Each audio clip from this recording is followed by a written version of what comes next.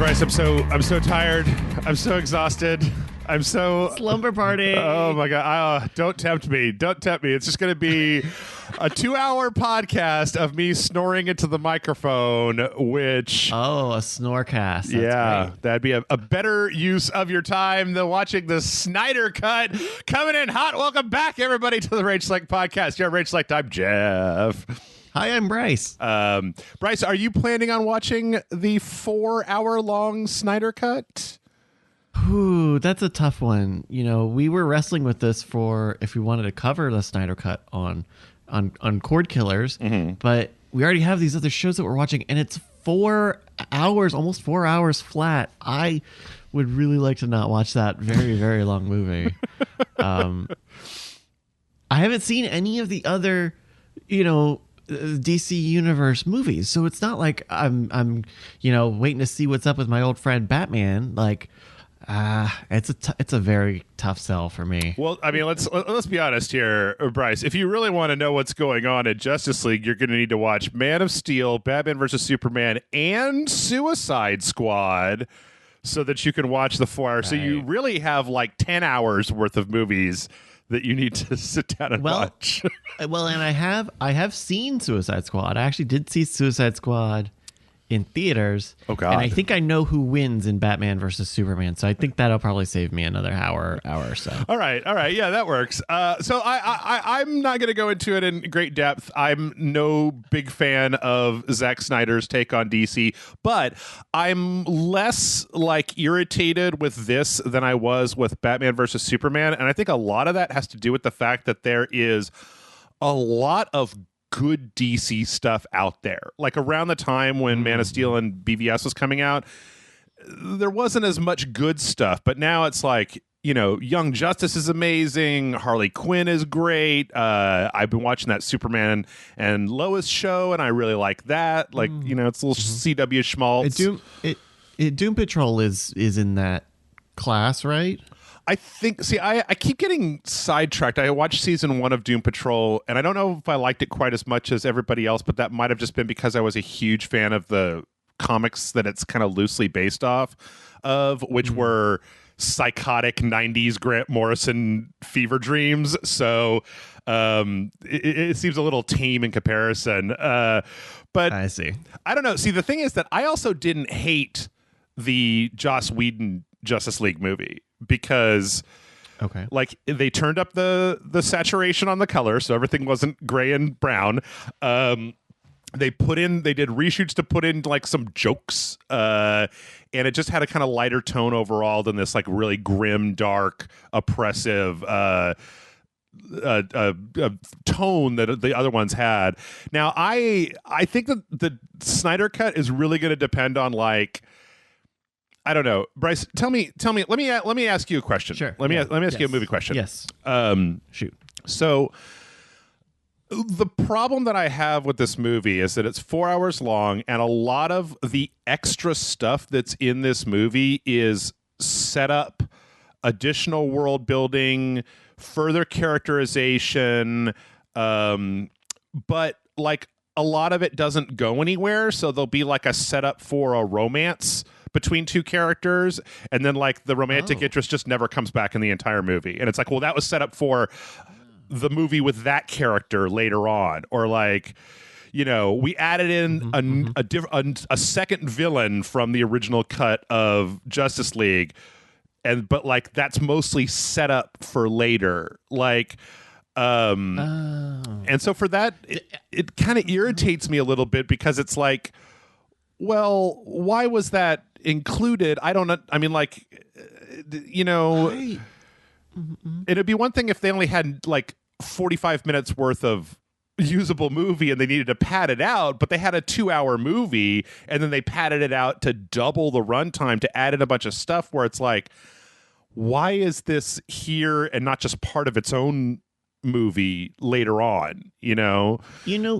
Some of what I read about Zack Snyder's Justice League is that because of the way the contract was originally written, this is technically a director's cut, and he did not ask for a bunch of money, so he could keep some amount of editorial control versus the studio, because I'm thinking about that because hearing what you're describing sounds like the kind of thing where if you were going to try to reboot your superhero cinematic universe, that you would want to take all the momentum from this big organic social media campaign of the Snyder Cut, and fill in that primary text. Oh, here are these other things that, and here we can do this, and we can do this thing again, and you leave yourself opportunities for that franchise. Maybe that stuff gets downgraded and it ends up being all HBO Max movies, or there are a lot of new SKUs available by having HBO Max, whether that's the day and date thing that they're doing right now because of COVID, or if it's a premiere access thing like the Disney Plus and for Mulan. But that goes back to the news story of like, well, does Zack Snyder care about that, or does Warner Media and DC care about that? And I don't know. I wouldn't want to watch it. Hearing you tell me that doesn't make me want to watch it. It's funny, but yeah.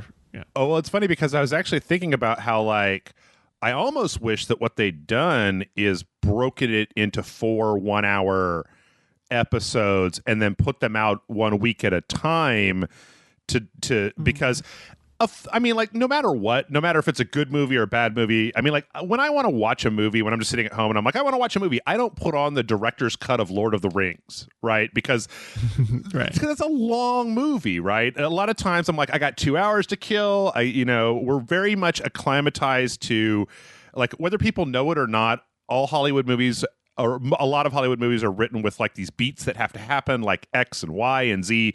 And so... And, like, you'll intrinsically notice when they don't happen. Like, one of the things I heard a long time ago was that the carrier attack in the Avengers, when Hawkeye and the Brainwashes attack the helicarrier, that comes like 10 pages later in the script than it normally would. And it's why a lot of people thought that the first half of that movie dragged, because there was, like, this subtle expectation of an action beat that you just have because you've watched movies that are all structured the same way your entire life. And so you're sitting there like, where's the action? There's supposed to be action here right now, and it's just a bunch of people talking. So I almost wonder, like, for Justice League, I think what it comes down to for me is, like, did it being 4 hours make it a better movie?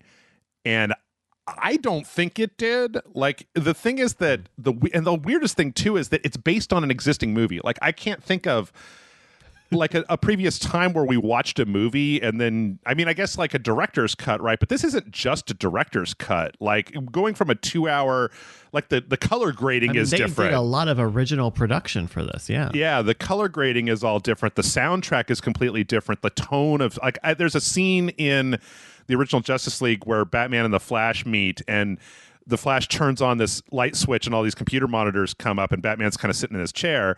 And in the Joss Whedon cut, there's, like, a screen with K-pop on in the background, and there's kind of like this K-pop song in back of that scene, whereas in the Snyder cut, it's just like a Watchdog dead sec, like, skull, and it's just kind of more orchestral. And so I don't feel like this is just like, we restored a bunch of stuff that got cut. It's an entirely different thing, and I'm having a hard time thinking of, like, the only thing that I can maybe think of is, you remember that Mel Gibson movie Payback? And okay, it was based on this novel called The Hunter by Richard Stark, and it was this kind of tongue-in-cheek, goofy, like, guy gets out of prison and kind of beats everybody up and does this kind of confidence thing. And then, but what happened was that the original movie was a lot truer to the book, and then the studio took the entire movie away from the director, recut it, refilmed it, everything, and made it, like, half comedy, half action. And years later, there was another cut that was like a definitive cut that was restored everything and put it back the way that the director intended. And that's, like, more of what this is, but it's weird because the plot is essentially the same plot from the Joss Whedon Justice League movie just stretched out with a lot of extra scenes and a lot of extra stuff. So it's not like by watching this you're going to be like, oh, the plot was supposed to go a different direction, because it's still mostly the same plot. So I don't know. It's weird. I wonder also how both COVID and just all of the movie theater stuff affected the plans for this, right? Originally, they were going to be 4-hour-long parts. Originally, they weren't going to even try to do theaters. Like, my understanding is that when you watch this on HBO Max, it has like parts or sectors or chapters or something. Which, you know, and then you talk about all these plot lines that seemingly got picked up and never really went anywhere.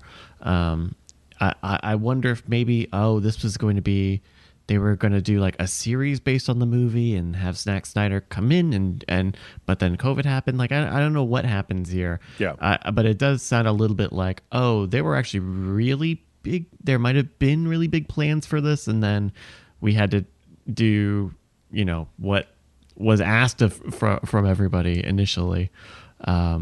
So I don't know. This is a strange one. It'll be really strange too to see if they continue this outward, because the Snyder stuff is so, for me at least, it's so oppressively grim when it comes to DC superheroes. Which for in the comics, like, DC superheroes are much more bright and colorful and kind of simplistic than Marvel superheroes. But then, like, as the movies have gone forward, like Wonder Woman 1984 and Aquaman and Shazam all have a lighter tone than any of the stuff that Snyder did. So it'll be interesting to see if they keep, because it's almost like they're rebooting it, but they're rebooting it in universe. It's just like, you know, it's the same character, but with an entirely different tone than they had in this other thing. I don't know. It'll be interesting to see going forward. I didn't really like it all that much, but it's not exactly a shocker of a revelation coming from me. What about you, Bryce? Have you been watching play anything good recently? You know what I've been spending a lot of my free time with has been this finally got its PlayStation 5 version. I've been playing Yakuza Like a Dragon. And the last time I played a Yakuza game was Yakuza 0, probably not long after it came out, or no, maybe a year or so after it came out, which is a fine, good game in the Yakuza series.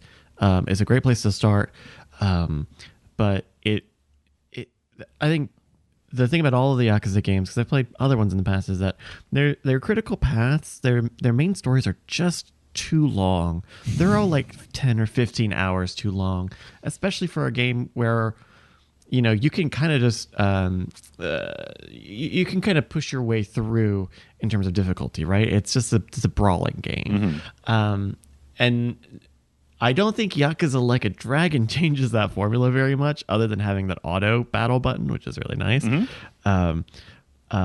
But I think there's been enough time between me playing Yakuza 0 and starting Like a Dragon that I'm like ready to get back into it. I'm ready to like explore a city and figure out what kind of the cycle is and how do I make money and what mini games am I gonna like to play. And I dig it. I think I dig it. I would never have believed you could take a real-time brawler game and make it into a turn-based RPG that felt good and felt varied, and it felt like you could mimic enough of a traditional JRPG to have depth there. I think it's really, really cool. Yeah, I really enjoyed it. It was probably in the top 5 games that I played last year, because I played it on the Xbox since I got both of them. It's interesting though to hear, because I always feel the length of a Yakuza game, but then I also feel like there's this weird thing where Yakuza games, they have this 45-degree angle of like story building, where it's like you start out and you're just like, I need a job, and by the end it's like, what government organization is threatening to burn the entire town to the ground and shoot everybody in the face for profit? And it just kind of goes one step at a time. Police. Yeah. I assume that you've gotten to clean Japan guys, the white Japan guys, bleach the bleach Japan. Yeah, they wanted to clean up the gray areas. They're really interesting. I don't know. I think that there's a point at the very end. I will agree with you that I think that a lot of Yakuza games are too long, but in all honesty, like there's a part right at the end of that game that just had me like weeping because it's such a schmaltzy thing and you could kind of see it coming a mile away, and I was just like, oh no. But I also think that Yakuza Like a Dragon is a really good entry point for people because you don't have to know anything about the previous games in order to just like get going and get started. And I think I'm maybe 15 or 20 hours in so far. I've been doing a lot of the mini games. The business mini game in this one is pretty good. I think it's pretty good because I think it's easy. Relatively, I think it's easy and it's a lot of fun. Yeah. But one of the other things I've had trouble with Yakuza stories in the past is just the bureaucracy of these clans is very hard to understand intuitively. Yeah. It's not an immediate thing that you can pick up context clues and go, the lieutenant and the head of the family and the family is in this clan, and like I think they do a good job of keeping it relatively simple and explaining in pretty concrete terms. Oh, this clan in this town is actually kind of independent from everybody else, so we're just gonna kind of keep it real easy for you here. And I really appreciate that because sometimes it's like I need an org chart. I need a whole flow chart of who is where and who is backtrack, double crossing who. But I think it's cool. I think just the fact that I have a lot of fun going and doing the mini games, going and doing random encounters, and just having that auto battle. I don't know if you use this in RPGs much, Jeff, but like having a little auto battle button. Oh yeah, like is great. I'll do it for little battles. I'll do it for big ones. Who cares? You guys got it. You got it. I also like how it's I forget the name. Who's the name of the main character? Ichiban. He's so goofy and he's such a dork. He's such the opposite of Kiryu, right? Like visually, character wise, like except for like the loyalty aspects, like Kiryu is very stoic. He very just kind of walks into anything with this stone face, and Ichiban is just always overreacting to everything. He's got this big shock of hair and all this like insanity. Yeah, I really like that game. I always feel like Yakuza doesn't get the credit that it deserves. I mean, like Judgment was amazing, and I don't ever hear anybody talking about Judgment, but I wonder because that's like not even really a spin-off. That's just like in the same town. I don't know. It's always tough to start a new IP, especially like I don't know. Yakuza does have more mainstream appeal probably than it ever has, but part of me still remembers it just being like this game on the PS2 that was supposed to be good that you could never find. Well, speaking of games that you can find, we had a big Square Enix, actually this was really boring. This is like a big announcement thing full of announcements, and most of them were really boring, but we'll run down the list here anyway.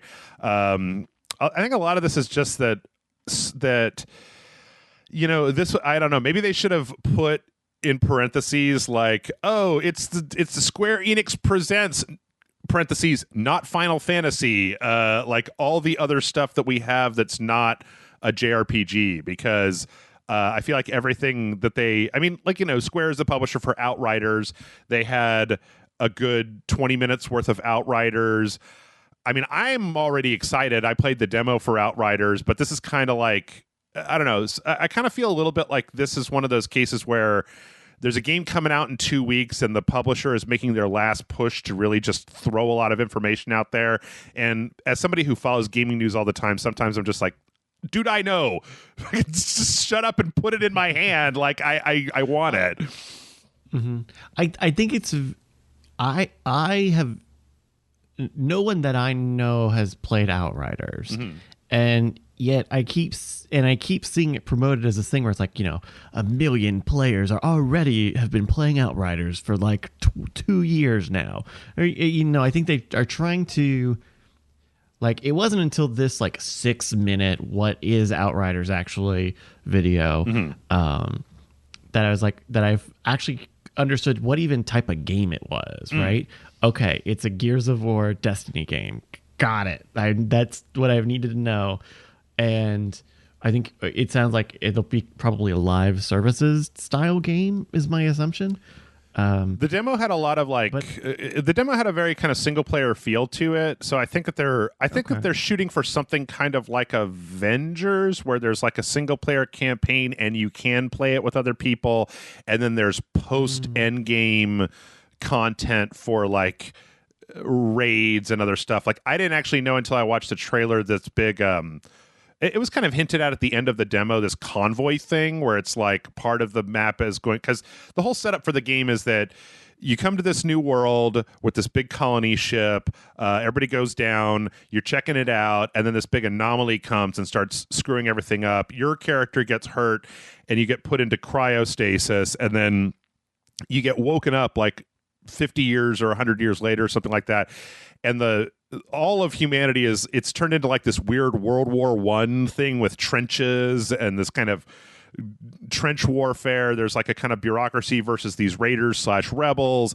Certain people have these superpowers and you have the superpowers, and so it goes through like, you know, there's a lot of like dialogue trees and side quests and stuff, and then at its heart it's kind of a third person semi-cover, semi-Mass Effect.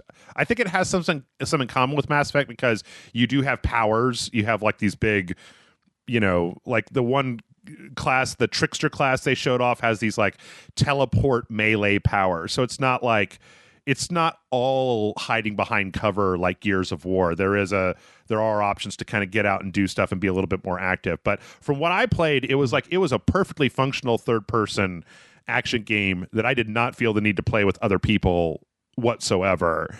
Gotcha. Kind of a loot component and then level up component, but like Destiny, it had the kind of L1R1 specials that were all on a cooldown. So you would assign what you wanted each button, and then you would use them. And you know, there's like one boss in the demo that was a little kind of an interesting fight where they did area of effect damage. So I actually think it probably is quite a bit more like Avengers than Destiny. But my big thing with it is that it's being made by People Can Fly. They made Bulletstorm. I love Bulletstorm.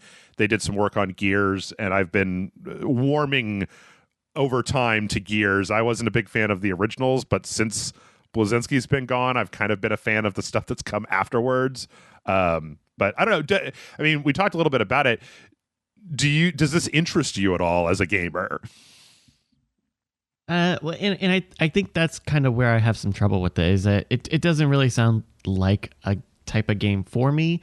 And so some of this stuff, I think there is probably some element of like, well, you know, this is kind of, if there's a live services element or some sort of multiplayer element, then especially now you really have to announce to people that like, hey, people are playing our new game.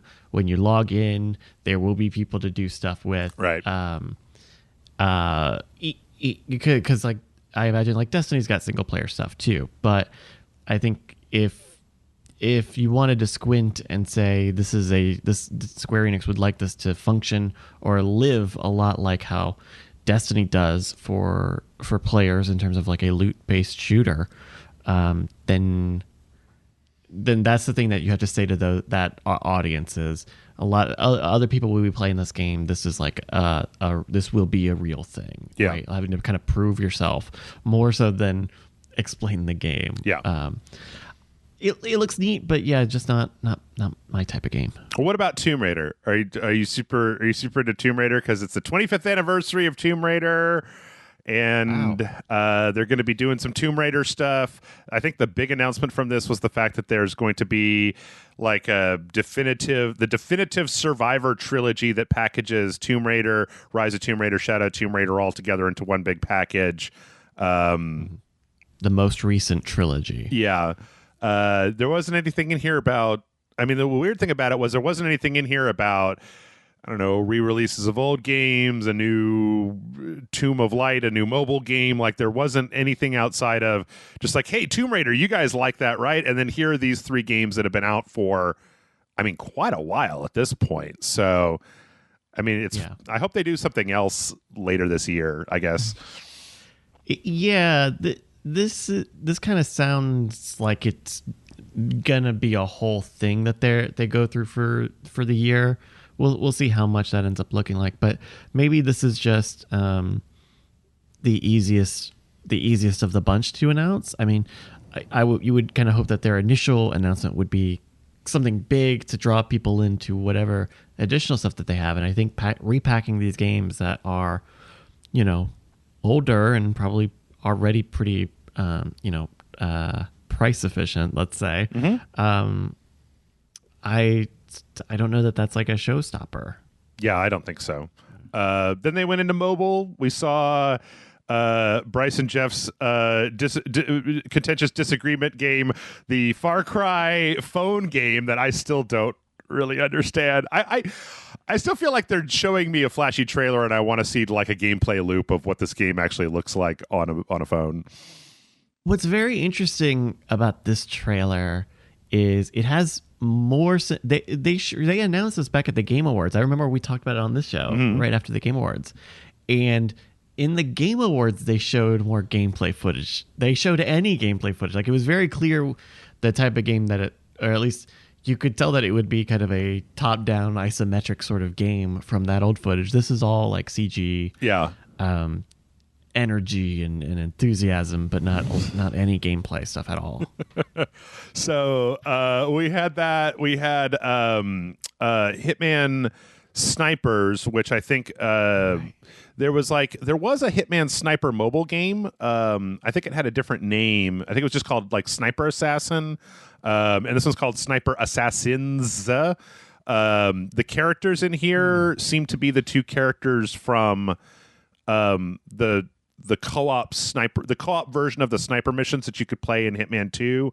But at the end of the trailer, they kind of show, I don't know, there's like more boxes in the periphery, so I'm not sure if it's like, get your favorite 5 friends together and you can all shoot people in the head at the same time.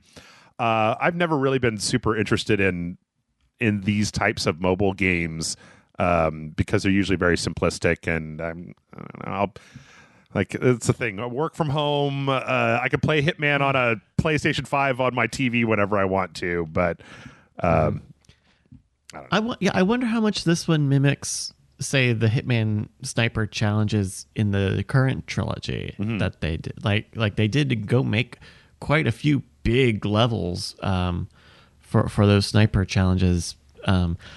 So I don't know. Does this look like that, where it is very big and very broad, or because I've played some mobile sniper assassin games and they're very bad, and they're not like that console experience. There's a lot of like, hey, here you're on an alley on a street and you can see down the sidewalk and you got to find this guy, and then you shoot him in the head and hope you got the right guy. Like, I can see a way that this becomes a very free-to-play monetized game instead of maybe a fuller narrative or even just gameplay experience that you would get from, say, any of the last Hitman trilogies that just came out. Yeah.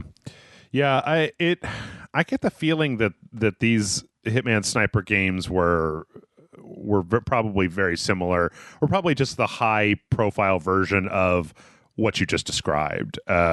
It's hard, even though I'm trying to find some screenshots, but it's hard to even find screenshots since there are so many. You type in Hitman Sniper and all you get is pictures of the actual sniper maps from Hitman. But I don't know. It's so weird though too, because IO has split from Square. So like, it must just be that Square still has the mobile publishing rights to Hitman Sniper. Oh, they tweeted out, some of the people from IO tweeted out some stuff about this, basically saying, we still have all of the Hitman IP because this is Square Enix Montreal making this. Basically saying, hey, here we go.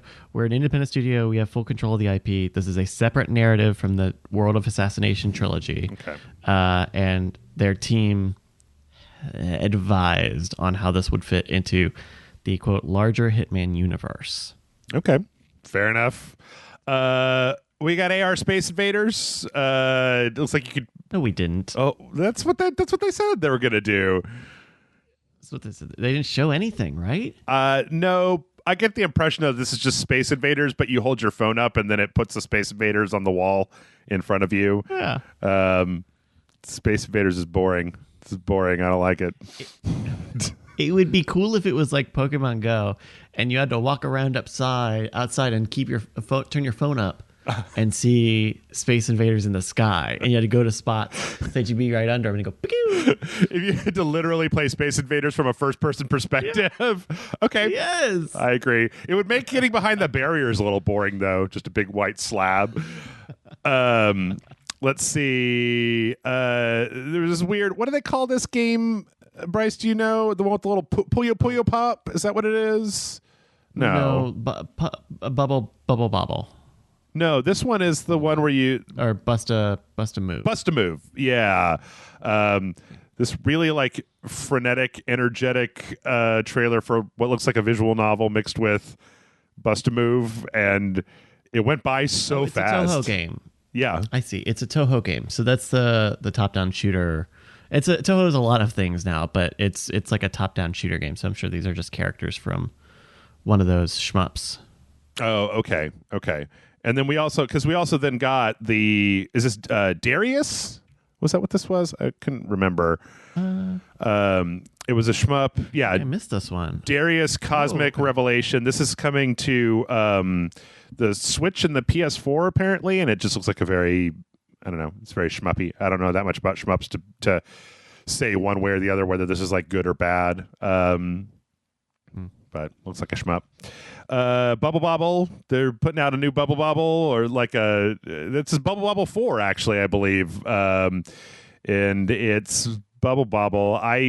The problem with me. Yeah, this looks like Bubble Bobble, Jeff. Yep. Jeff, I think they're doing Bubble. Oh, and even like a retro. Okay, yeah, a retro offering. Yeah. Okay. Yeah. I don't know what to say about Bubble Bobble. It's Bubble Bobble, and Bubble Bobble wasn't that good in the first place. It was fine. Oh, fine. Okay. It was fine. Watch out. It was. Speaking of fine, let's talk about the Avengers. We had a bunch of new announcements about the Avengers. So let's see. Let me just say, we got a lot of information about the Hawkeye DLC that just came out. A lot of like gameplay footage of the Hawkeye DLC that just came out.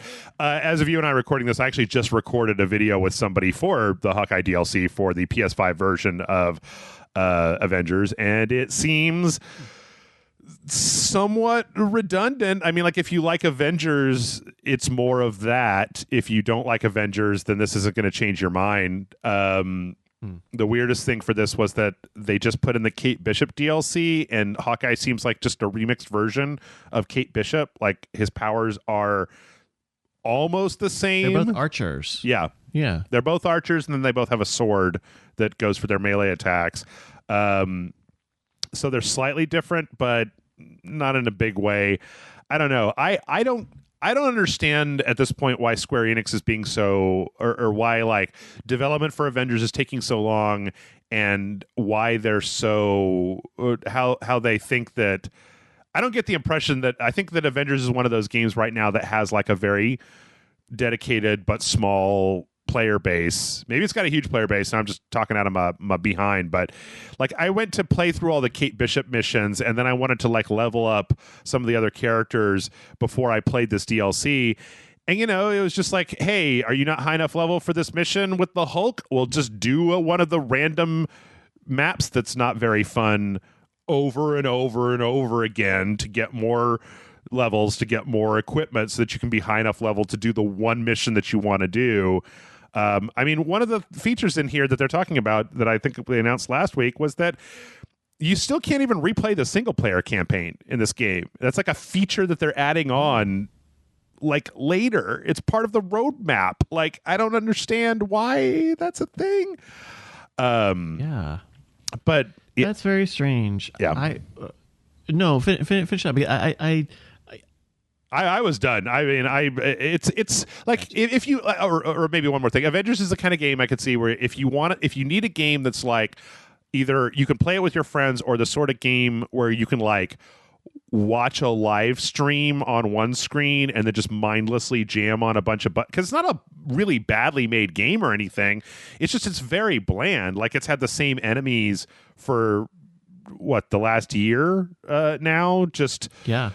I mean, even in the live stream demo that we're looking at, it's a lot of robots. Mm-hmm. It's the future, but you're fighting broken down AIM robots instead of brand new AIM robots like you do in the single player game.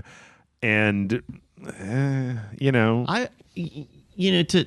your point about why the roadmap is taking so long, I have to imagine a game like this must be like doubly hit by COVID and work from home conditions, right? Because not only do you have Square Enix, who is just trying to do the actual bits and bytes of the thing, but I'm sure that the Marvel element of like having to check stuff and clear stuff is also like really slowed down. I think that was something that after Kingdom Hearts 3 came out, all the development team was like, yeah, working with Disney made that process very, very slow. I wouldn't be surprised if that is a very similar thing happening here. If what they have built is like a platform for all these things to exist already. Yeah. They've got a few new things coming. They did put out the 2021 roadmap. March has the Hawkeye thing, Tachyon Anomaly, Red Room Takeover, and Summer Beyond, Wasteland Patrol, Project Omega. I'm pretty sure that all of these are just like some missions. Like, I don't know. If I want to be really mean, it's like when they were showing the trailers for Hawkeye at the very end, Taskmaster came out. And already everybody that I know that plays Avengers is like, they have 3 bosses. It's like Taskmaster, Abomination, and like one other one. And they just reuse them over and over and over again. So here we are in the post-apocalyptic future, and fucking a war-torn Taskmaster comes out to be like, haha, you got to fight Taskmaster again. Or like, in this roadmap trailer, they talk about Omega level threats, cloning labs, and it's like there's 2 abominations because they've been cloned. It's like that does make on this roadmap like new hero, villain, and story, new villain sector, new villains. Like it puts a lot of the structural stuff in terms of like, especially just how much IP that they're given access to, is not hidden. Really, it's in plain sight. Yeah. But the big thing, I guess, their next shot at trying to kind of give this game more life is Wakanda. They had a whole trailer with Claw talking to the kind of the one villain that's left in the series, and they showed Black Panther and the war for Wakanda, which is supposed to be coming at some point. Was that supposed to be this year? Did I read that right? Goodness, I'm the wrong person to ask. I would guess maybe would have been this year. Yeah, I don't know. Coming later this year, it says in the trailer. Which, I mean, I'm looking forward to having another. Like, the problem is that, like, this is where I'm at with this Avengers game. Is it's like it would be nice even to just have another biome to fight the same robots in over and over again. I mean, if you're not going to add anything to fight outside of the same 8 to 25 robots that I've been fighting this entire time, at least putting it in Wakanda would be cool. It would at least be something to look at, and a new hero. So yeah, we'll see. Let's see. Outside of that, Balan Wonderworld. Oh my God, Balan Wonderworld. Did you play the demo for this, Jeff? Fuck no. That game looks like poop. It looks so bad. I can report that the game is, I think, is dog shit. I think it's very. if you're like, demos can be what demos are, but if that demo is representative of the game, man, it's kind of a stinker. I think it looks really bad. I think it is nonsensical, and it's just like very stiff to play.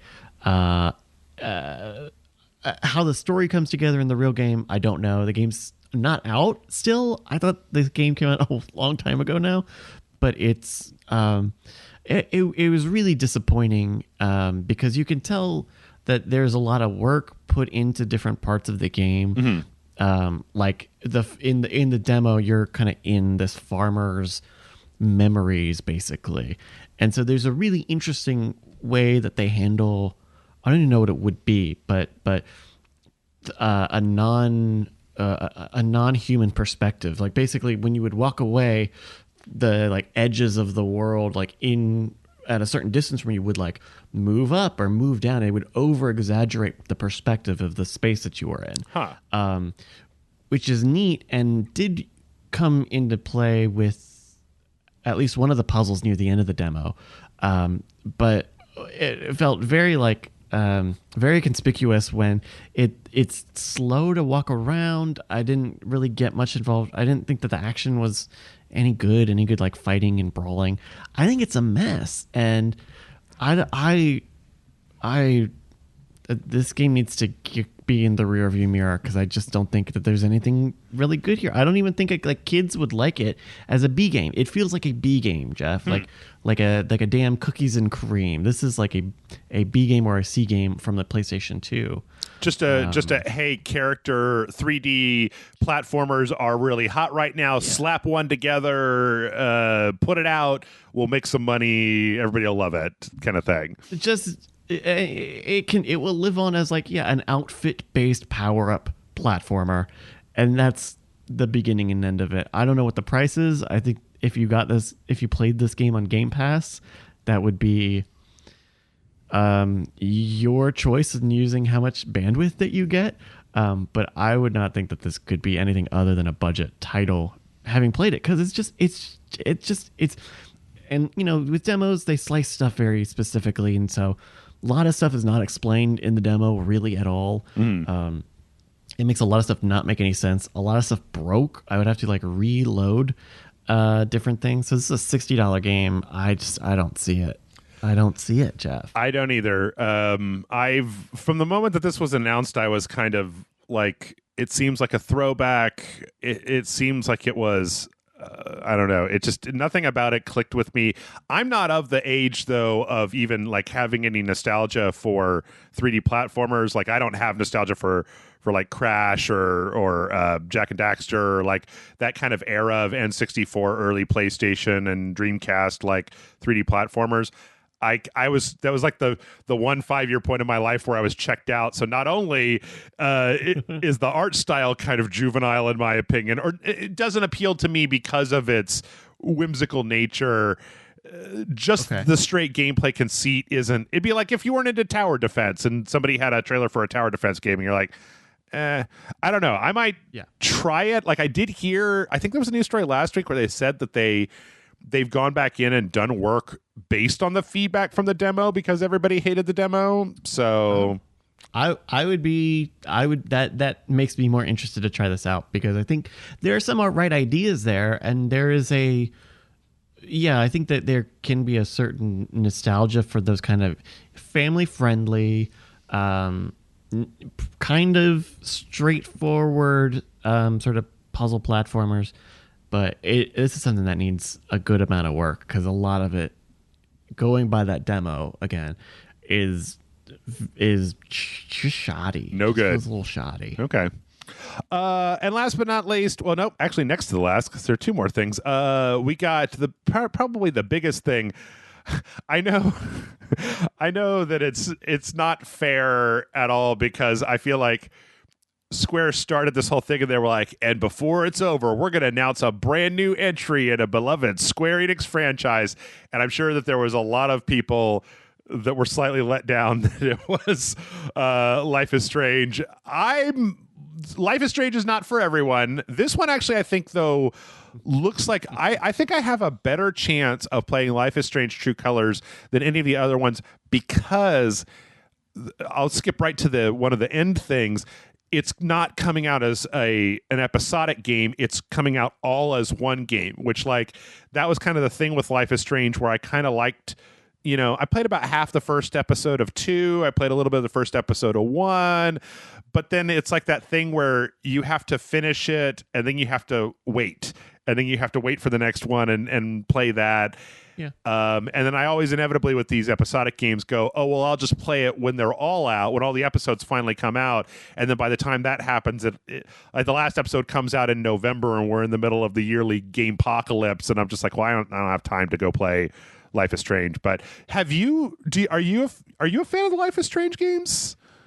Oh, yeah. I have played through the first one, and I just played through the second one last year or so. Still kind of well after it came out. But I think both of those games are really cool in unique ways, right? The first one is very much like a young adult kind of is kind of a young adult adventure sort of game, or rather genre wise a young adult drama. Where the second one. No, go ahead. Sorry. Where the second one is like a big road trip adventure with these two brothers, and so the trailer for this Life is Strange True Colors, I think does a good job of trying to be a different genre again. This looks a lot like a murder mystery to me, Jeff, and boy, I like me a good murder mystery. Like I think it's really cool. I dig it. It feels like another good change. Did you play Tell Me Why? I did not. I have not played that. Okay.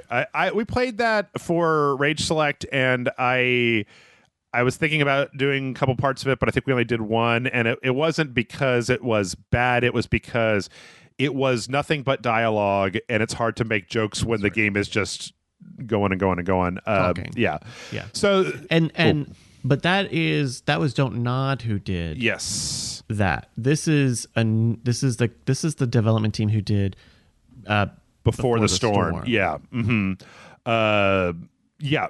And so that makes me wonder how long this is. If they're not going to do it in parts, because I think they didn't do that with the game you just mentioned, right? Tell Me Why, or it was like a very, very short time between them coming out. It was the I don't know. Yeah, it was the full thing. So yeah, this is basically Alex Chen is a young Asian American woman coming back who was in like the foster system and is kind of coming back and to the small town to reunite with her brother. I think it's kind of interesting that they tell you like in the trailer, like then he died, which like spoiler alert, but that was in the trailer, so I don't know what to tell you. And then it seemed like there were some parts in here where it was kind of like an open world, like instead of being kind of vignette based, these little vignettes, that it was more of just like walk around the town and talk to whoever you feel like talking to, like explore, go find stuff. And then Alex has this superpower where she can see, she's like empathic, but then if people have really strong feelings, those feelings can overtake her. She sees colors of their moods and emotions. Yeah, that's kind of the true colors part of it. And yeah, I mean that's like a really good way of turning this kind of plot element into a gameplay mechanic in a way that singles out your protagonist. It seemed a lot like I don't know if Life is Strange. I know the original Life is Strange, I feel like kind of had a very Life is Strange, and then Before the Storm had a very rebellious quality to it. This seems a little bit less of that. It seems to have less of that rebellion factor in it, more of just kind of like finding your place in a community. I don't know what the right adjective is to describe the feeling that I get from these sorts of games where it's just more like a social simulation, but like a messy one. So it's like not like heroes and villains. I don't know. I would not say that Life is Strange 2. I guess there's like I agree that there is kind of like an everyday kind of slice of life element to the games. That's right. Because I'm thinking back on like Life is Strange 2, where like Life is Strange 1 kind of occupies a lot of the same spaces. Like it's all kind of in the small town, and you kind of hit some of the same spaces a few times.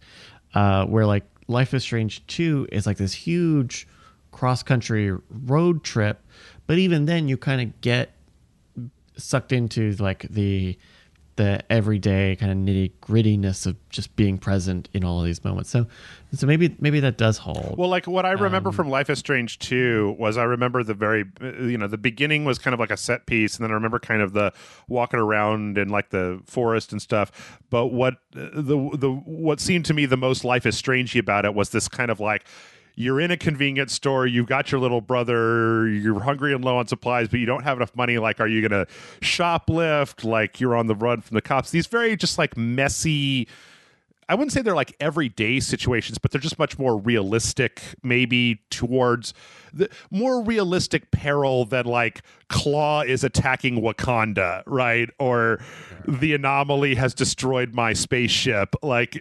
more something that you could imagine somebody actually having to deal with in the real world, as opposed to the kind of fantastical stuff that we've seen from other stuff. And I don't know what I don't know, I guess. Well, here, to me, this seemed like a very straightforward murder mystery sort of plot.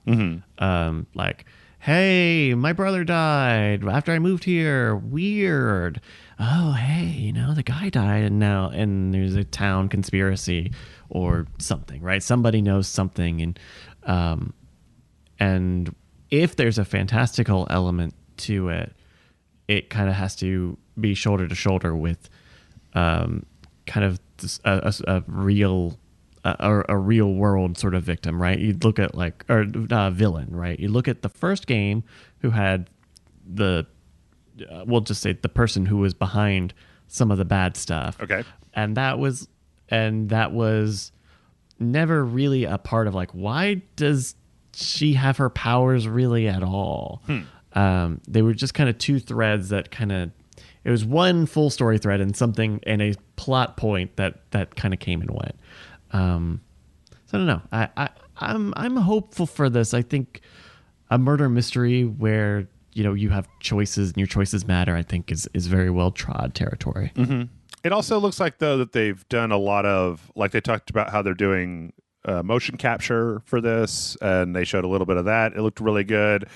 All of the stuff from the trailer had a lot of just like, I don't know, the environments and the people and everything just cut a really good midline between like instantly recognizable, readable, but also striking. And I think it all has a character that speaks to a lot of I don't know if all of their games kind of take place in the Pacific Northwest, but I feel like this one has a very Pacific Northwesty, a little bit vibe to it, the big kind of forests and stuff. But yeah. Kind of grungy, crusty a little bit. Yeah. So, yeah, it's going to be coming out, what was it, September of this year? Was that right? September, yeah. And then they're also prepackaging Life is Strange and Life is Strange Before the Storm in a remastered collection. And I believe that they said that that's also included with the True Colors Ultimate, or maybe it was like a pre-order bonus. Like if you pre-order it, you get that for free. It's in the Ultimate Edition, but Life is Strange 2 is not. I guess that one wasn't a Square Enix that Square Enix published, but it's definitely like a big gap in this. Here's all the other games, all the other DLC, the spin-off. So, yeah, but Life is Strange 1 was also Don't Nod. No, Square Enix published 2. Yeah. Oh, they did? Yeah. Oh. Then that's even weirder. That's even weirder. Okay. Life is Strange 2 is good, people. You need to Square, you know what? It's Square Enix is holding it back so that at some point they can sell you the Life is Strange Complete Edition that also has 2 and has everything. Life is Strange 358 over 2 days HD remix. It's a really strange situation with this game because it's like there's like 2 developers that are developing the same game, and I don't feel like you see that as much. Where it's like, you'd have maybe a situation where you have Obsidian came in to do the sequel of Neverwinter Nights, right? But like the fact that Don't Nod and was it Deck 9 are both developing separate Life is Strange games. So it's like Before the Storm is Deck 9, but Life is Strange is Don't Nod, and 2 is Don't Nod, but then this one is Deck 9, and like which one of them did the Captain Underpants one? That was Don't Nod, because that was part of 2. Okay. And then, but like then Don't Nod also made the Tell Me Why, right? And then right, but that was not Square Enix published. That's them. They kind of broke out from Square Enix. Wait, and I believe there was another one. There was another one too. Yeah, the one of the like a detective murder mystery sort of thing. Twin Mirror. That's the one. Yeah. Strange, very strange. They're very prolific developers. It's very messy. Yeah, it's a very messy thing. You kind of get the sense that Don't Nod maybe didn't like the way that Square Enix did an episodic deal. Hey, have we heard that before? And so they're kind of shopping themselves out a little bit more. Yeah.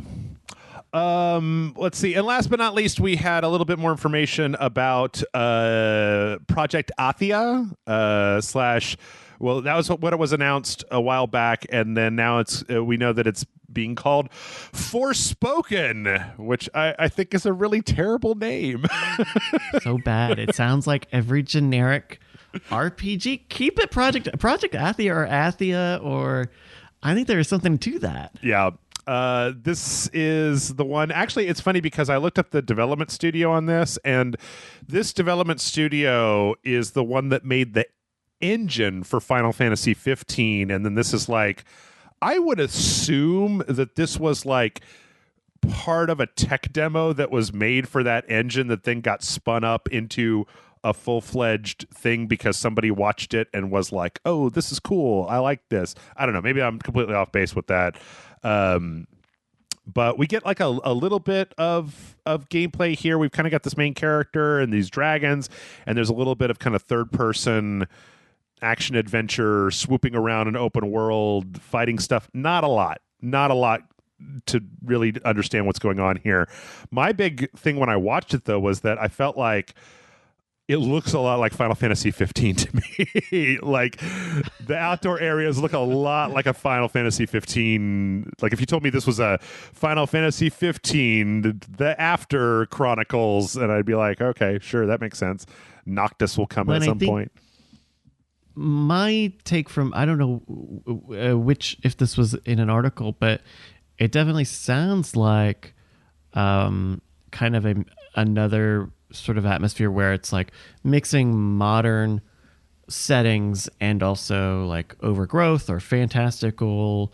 We see dragons, but we're also seeing like Roman columns, and the main character seems to be kind of from our world. She seems to be kind of a fish out of water. So yeah, it's I can definitely understand where you would see some of the Final Fantasy 15 in this. Yeah. Yeah, I don't know. I mean, until we see more, this one's one of those ones where it's so early to make any kind of distinction whatsoever with like, what do we know? We know there's a lady main character, there's dragons, and it's got a third-person kind of action vibe to it. I can't even make a wild speculation based on that. Like, the engine looks good. Like, Final Fantasy 15's problem for me was not that it didn't look good, and I think this looks good as well, but I also think that Square Enix... it makes me maybe a little bit worried that this is a team that was related to Final Fantasy 15 because I really didn't like the way that game felt. So I'm hoping that if this is a third-person action game, that it's less Dirge of Cerberus and more Avengers, basically. I would say it would probably be I think this is probably a good situation to extend benefit of the doubt. If you look at like the development hell of Final Fantasy 15 and how they spent most of that time trying to build their own engine, and that engine ended up stinking butt totally. Yeah. And they immediately said, okay, we're just going to move to Unreal. Like, I think you could look at how rushed that game had to have been, even with all the time it spent, for it to be kind of the unpolished thing that it is. And so you would hope that if Luminous team were said, hey, just use Unreal and focus on getting the game right, I think there's another chance you give them here, assuming this game comes out in 12 months and not 10 years. Right. Yeah.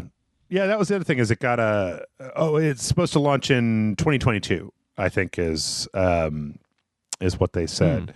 Oh, it was at the PlayStation Showcase. That's where it was. Right. Okay. Yeah. I mean, again, I'm mostly saying that just as I show me anything else, guys, and I'll be willing to revise my opinion. Like I'm not taking a hard stand here. Yeah. But it still sounds pretty early if it's like if it's 2022 and not even a month. Yeah. Like I think it must be pretty early still. Which would also explain the footage that we have being very short, very generic, one scene basically. And that was it. That was the Square Enix. That was it. Everyone, that's all it was. No, I think there was some okay stuff. It's always very weird to see Square Enix in its publisher role because it has two very different hands working at the same time. Mm-hmm. Yeah. It's a lot like I've been thinking an awful lot after last week's talking about the Bethesda Microsoft partnership, about ZeniMax and how, like, I think that it's not like I think that the headlines for that were all just like Microsoft acquires Bethesda, and it was like, but no, Microsoft partnered with ZeniMax, and ZeniMax isn't just Bethesda. ZeniMax is Tango Softworks. ZeniMax is id Software. Like the number of things under there. So it's weird because when I was watching them talk, like with Todd Howard, I think it kind of. I kind of feel the same way where it was like Bethesda is like the guys what make Elder Scrolls, but also like this holding company that has all of these different things underneath it.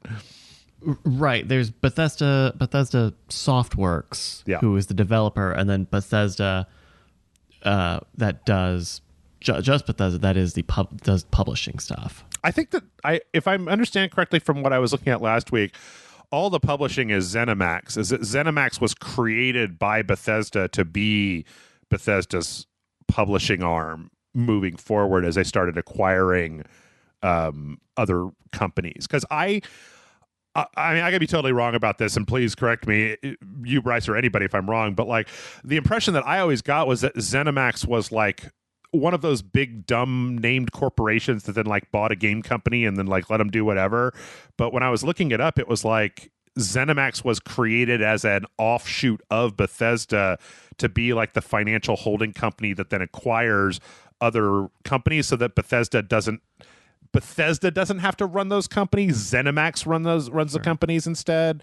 I don't know. A lot of this is getting into like weird corporate org charts. Yeah, but I think the understanding that people have had has been right, which is that this is not just the people who make Fallout and Elder Scrolls. This is also all the other people who are on stage during like those Bethesda presentations that they've done. This is their publishing works too, whether we call them Bethesda or ZeniMax, just the whole umbrella that we kind of understand. Yeah, because I think a lot of people, I mean, to just take it back, a lot of people think of Square as like, oh, those are the Kingdom Hearts guys, those are the Final Fantasy guys, but like, they own Just Cause. They had the publishing rights to Hitman, to Life is Strange, to Avengers. There's so much more now than they used to be back when we just knew them as Square, before they were Square Enix, when they were just about making games and not in this weird publishing role of Just Cause Mobile and Space Invaders AR and stuff like that. But yeah, they said they're going to be doing another one of these sometime this summer. I'm going to loop this back into my prediction that I think that the longer that time goes on, the further that time moves forward, the less relevant E3 is moving forward, because why? Like, you could just do your thing whenever you feel like it. You don't have to get ready for this dumb thing at the LA Convention Center. Yeah, and I think as we see smaller and smaller, relative, quote unquote, smaller publishers do these things, and they find, I mean, with any company, you're gonna find a reason to like make a big announcement to the world every 2, 3, 4 times a year. Right. Like whether you're Microsoft or Square Enix or Devolver, like there are all sorts of different forms, and it doesn't have to center around E3 just for the ESA's benefit. Like you can still do the other functions of E3, right? Showing stuff off, whatever. You can find ways to do that ad hoc there's not a huge boost unless everybody needs to play games in the same space again. There's not a huge reason to do it like that, to do it, have everyone in one place. I don't know that we need that. Yeah. Yep. And I think with that, we're going to go ahead and take a break because we've been at this for an hour. So we're going to take a break, and then we come back. We're going to do all the rest of the news. Jeff, we did 2 lines. There's so many newses. There's so many newses. We'll see you for the newses.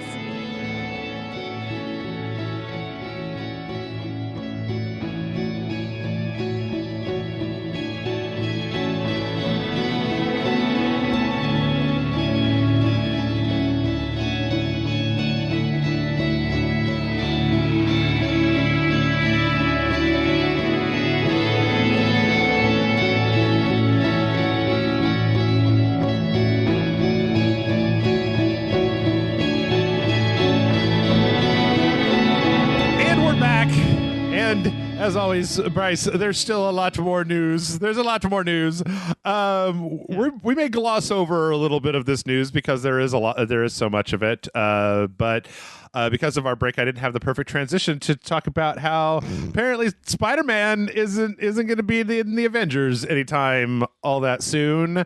Spider-Man. He already wasn't in the game? No. Oh, I thought he was only in the PlayStation version for a little while. I didn't realize he wasn't even there yet. Yeah, coming to the PlayStation version in early 2021, you'll notice that it's early 2021, and there is no Spider-Man in the PlayStation version of the Avengers, which, yeah, is okay. It's no good. So apparently it's, still coming, but not in there yet. And this is kind of one of those things that just doesn't make Square/Crystal Dynamics look very good, because a lot of people, I think, bought the PlayStation version specifically because of the whole big thing that the PlayStation version was going to have Spider-Man, and then no Spider-Man. 2 Hawkeyes, no Spider-Mans. Did the Spider-Man, the new Spider-Man, No Way Home, the third one in this trilogy, had that been pushed back? Because part of me wonders, but maybe not. Part of me wonders if maybe this new Spider-Man movie got pushed because of COVID and all this stuff, and so they kind of wanted it to coincide a little bit more with him coming to the game. Because I imagine they've been able to get a good amount of work done, especially if it's adding one character.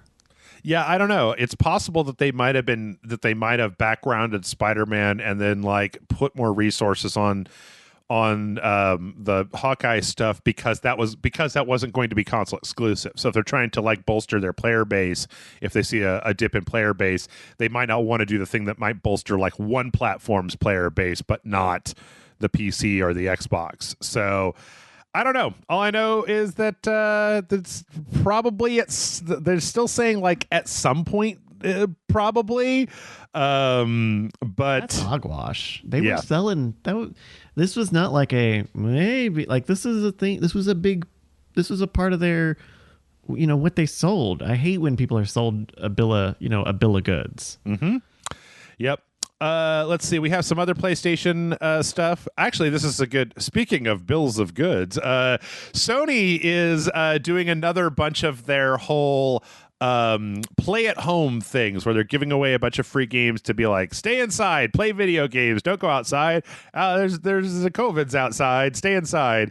Now the headline on all these are just like Sony's giving away 10 PlayStation 4 games, but like when you read the fine print, 4 of them are PSVR games. So Ratchet & Clank is already out. March 25th, they're going to be Abzu, Enter the Gungeon, Res Infinite, Subnautica, and The Witness, which, I mean, for the low price of free, those are all good games. Those are good games. Like Subnautica feels like a big get, right? Like Subnautica has some heat right now. Enter the Gungeon is a huge, roguelike game. The Witness is great. I think those are good picks. Mm-hmm. They're not AAA to the level of the other free title that you get, but I think those are hard to pass up. Yep. And then for VR, they're getting Astrobot Rescue Mission, which is really fun. Moss, Thumper, and Paper Beast. And Paper Beast, I think, came out like early last year, somewhere around that time. I could say Astrobot Rescue Mission is really fun. I mean, it's just, it's kind of like the Astrobot that was on the PS5, but like you're a big VR person, and like your controllers in the screen, you're shooting like ropes out of it and then putting the little Astrobots on there. Moss is pretty cool. It's kind of a Zelda game where you play as a little mouse, but it's like you're a giant, like looking down on this world and controlling this little mouse. Yeah, I don't know. Good stuff. Horizon Zero Dawn is in this. Did we say that? No. Horizon Zero Dawn is like the big draw. Yeah. Yes. That was the one that is the thumbnail for the article we're looking at that I definitely should have said first. I wasn't sure if you were trying to make it a surprise. And like, Horizon Zero Dawn is like a big open world kind of looty game. Like there's a lot of these aren't like B games by any stretch. No, they're all good. And even if they're not, it's kind of like the Epic Game Store where like they're free. So just go get them. We also saw a first look on the PlayStation blog at the PSVR 2's controller, which I'm very happy about, being a fan of VR, that Sony is not using PlayStation 3 ice cream cones with lights on top of them, that they're actually making like a full-fledged, it's got the rings on it and it can track your fingers when you put them up. I don't know if you looked and saw like at the way that they've split the buttons on these, where both sides have an analog stick and both have a side trigger for like simulating like picking stuff up, closing a hand, and then like a trigger on the front for like shooting a gun. And then they've split the triangle, square, circle, and X buttons between the two controllers, two on each side, and then with one like an options button and then like a share button. I don't know if you've used the ice cream cones, but because those were built for like camera games, every one of them had all four PlayStation buttons, a trigger, and then like two side buttons on them. They had way too many buttons to the point where when you gave it to a PS or to a VR newbie, like you can't look at your hands in VR, so right. You're trying to tell somebody, okay, well, the button to reload is the triangle button, which is the upper left button on the right side, and then to turn, you'll use the two bottom buttons.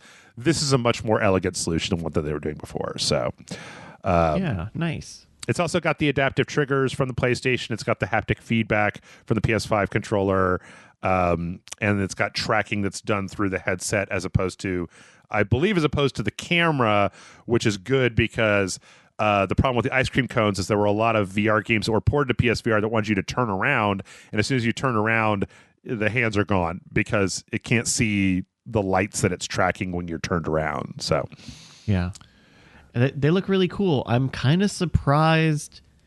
It felt like just yesterday that they made that announcement, like, "Hey, VR is gonna take us a while." It definitely felt like this almost feels like an abrupt about face to start talking and showing their next VR thing when they just said, VR, we'll get back to it. Yeah.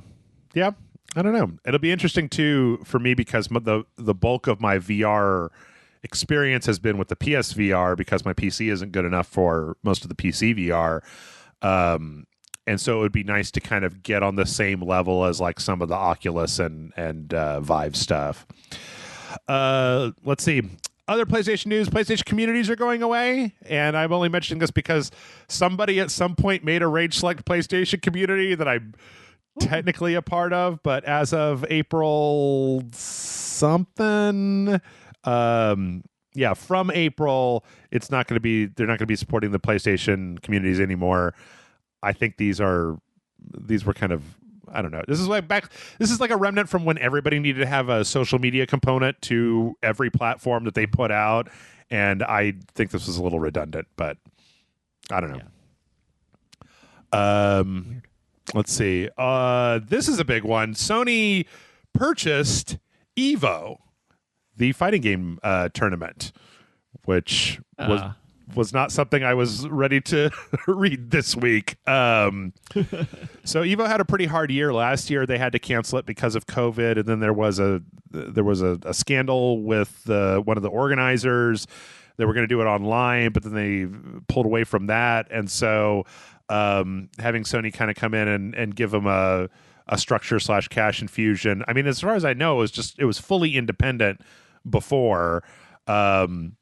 I think the big question and they've here, said that they'll stay open, quote unquote. Yeah. So the biggest question was like, oh, well, are we still going to be able to play Smash at Evo since this is a Sony thing now? And they've said, yeah. It seems like they just kind of want this as a, I don't know, like as a promotional thing. You watch 2 days or 3 days of Evo, and every time it's like sponsored by PlayStation, play Horizon Zero Dawn 2 this November. And my understanding of kind of where the fighting game community was right now is that most of the time the games in Evo were being played on PlayStations, if they were not Nintendo games. It is my understanding. Also that like Smash, well, maybe not Smash Ultimate, but Smash was already in a rocky spot with Evo, and I don't know that the Sony joint venture thing here changes much of that, in terms of how much Nintendo just doesn't want to be involved with this community, it seems. But this is an interesting get, because it can be kind of a promotional tool. It kind of helps Sony kind of cement itself as like, well, if you want to play at Evo's going to have PlayStations, and kind of have a guiding hand on that instead of letting it continue to just hopefully organically stay this way. So we'll see if this is very nefarious or not over time. Yep. Let's see. Speaking of nefariosity, this is a weird story that I feel like after reading it and looking into it for a while, I'm not sure how nefarious. It might need to be downgraded from nefarious to like jerkish, but okay. I don't know. Bryce is making some faces over there. We'll see. We'll see. So this is a story of NFTs. Bryce, can you explain what an NFT is? Do you know what an NFT is? Absolutely, I can. I do. So NFT is basically a digital item that has is like a digital collectible, basically. Someone and it lives on what you probably heard from cryptocurrency stuff. It lives on the blockchain. So there's a big transaction log of everything that ever goes through it. And so if you buy an NFT of a picture of a happy little flower, there's a record of who you bought it from for how much. And if you go and sell it to somebody else, there's a record of who you sold it to and for how much. And that goes on and on. You kind of keep what you would consider a trusted log of transfer of ownership. NFTs also, like, they literally aren't really anything. They're like, sometimes they're tied to a digital good, but a lot of times they are just links to GIFs on a website. And so it's easy to get the two things kind of in the same headspace, right? They're a collectible. They're in the collectibles, like fine art space, and they're also a digital ledger system. And not necessarily either of those needs necessarily to be tied to cryptocurrency or the blockchain, but they inexplicably are. Now, the big thing that I was kept trying to wrap my head around is this is almost like being like, well, anybody can still use this digital picture, or so far there hasn't been like a as near as I could tell, like any case of somebody challenging, like, okay, so I bought the meme I Can Has Cheeseburger, right? Let's just say I bought that, and then like if you put that on your website, if you put that on your Facebook, then now I have the rights to sue you because I technically own it. It's not that, as I understand it. It's more just like proving that you, in a very specific way, own the picture I Can Has Cheeseburger. A very specific digital file. Right. And so that's where it gets very strange, because there are some parts where it's like people are selling like limited copies of a song or an album or a movie clip, a video clip.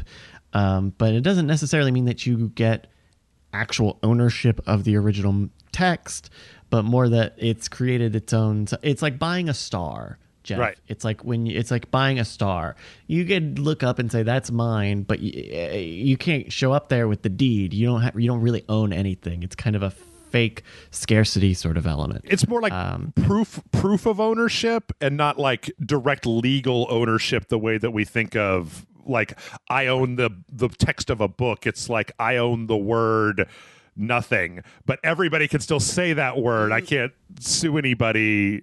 It's a real nebulous concept to me. It's very strange because what we're describing are just transactions. We're just describing commerce on some level, but people get it mixed up. This is not like proof of authenticity, right? There are some bits where, if you've seen in the news, like Christie's has actually auctioned a big file, and so you kind of take it on their word about the authenticity of the product. But what the NFT system has is where it's been sourced from. Not necessarily if that source is accurate or true or comes with actually any real world power or permissions.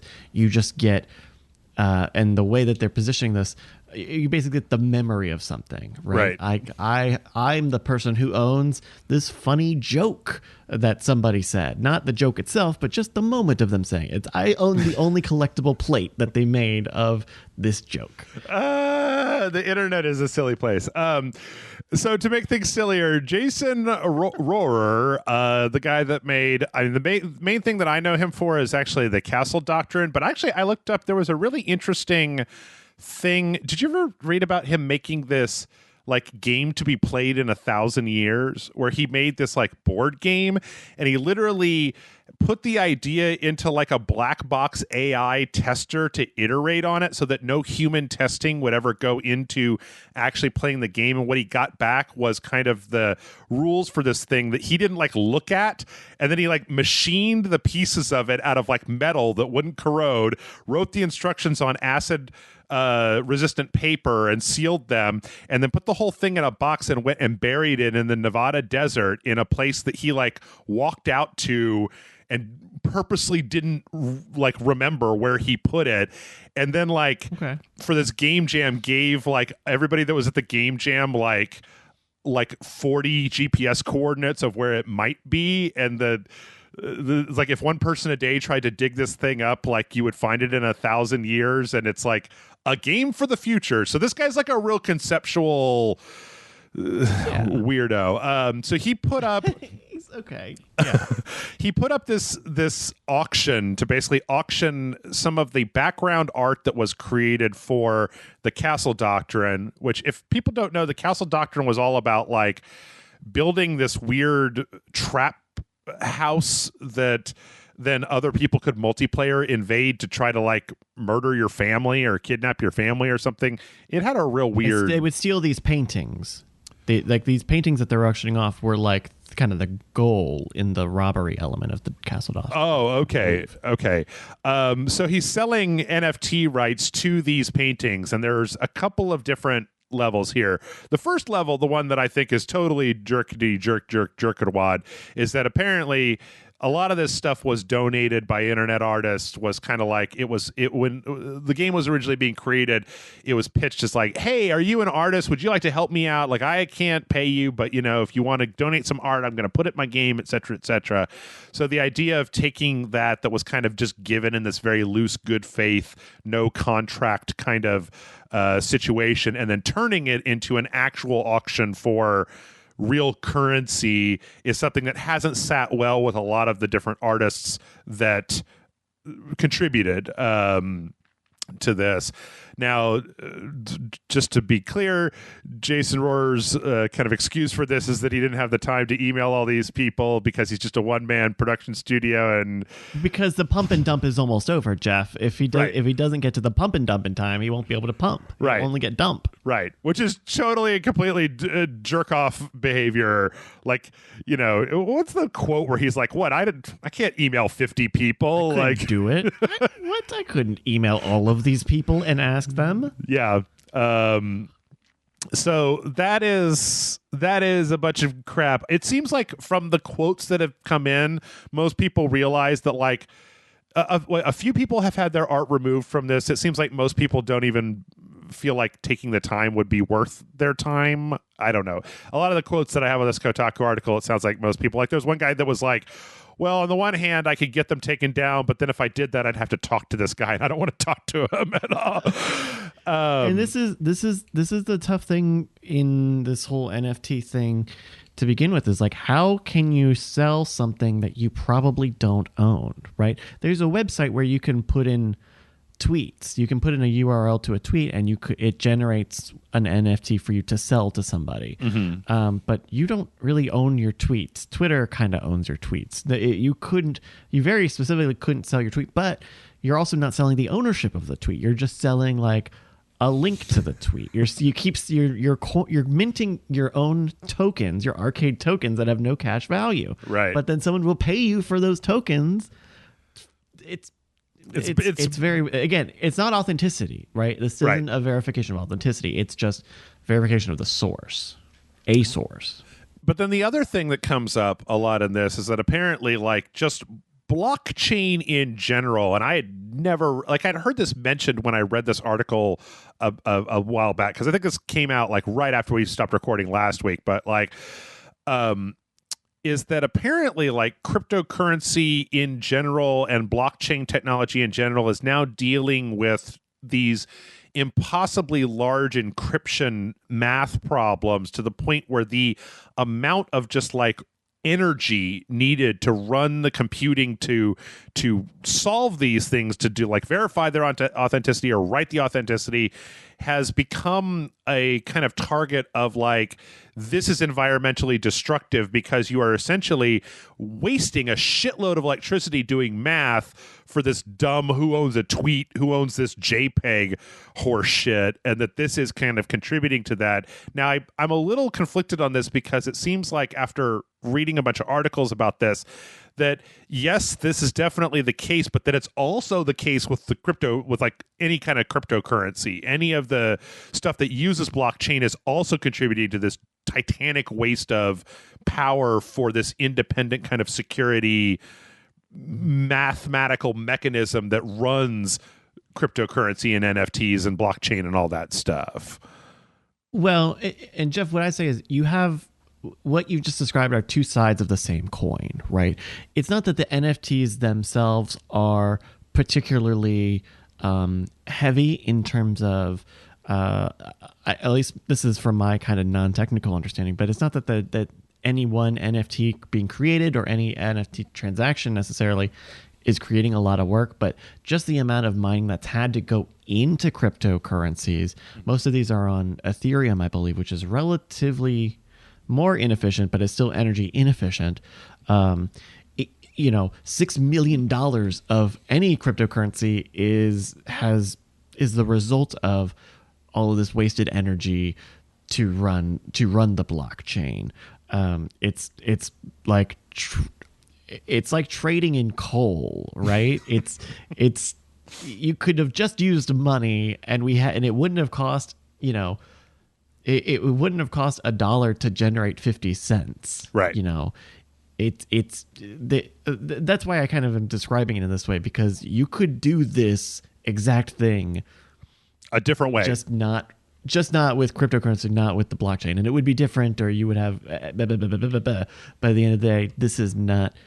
This doesn't have to look like this. Yeah, the concept doesn't require. There are other implementations for this dumb NFT concept that maybe would not require this incredibly wasteful crypto method in order to verify the authenticity. Yeah.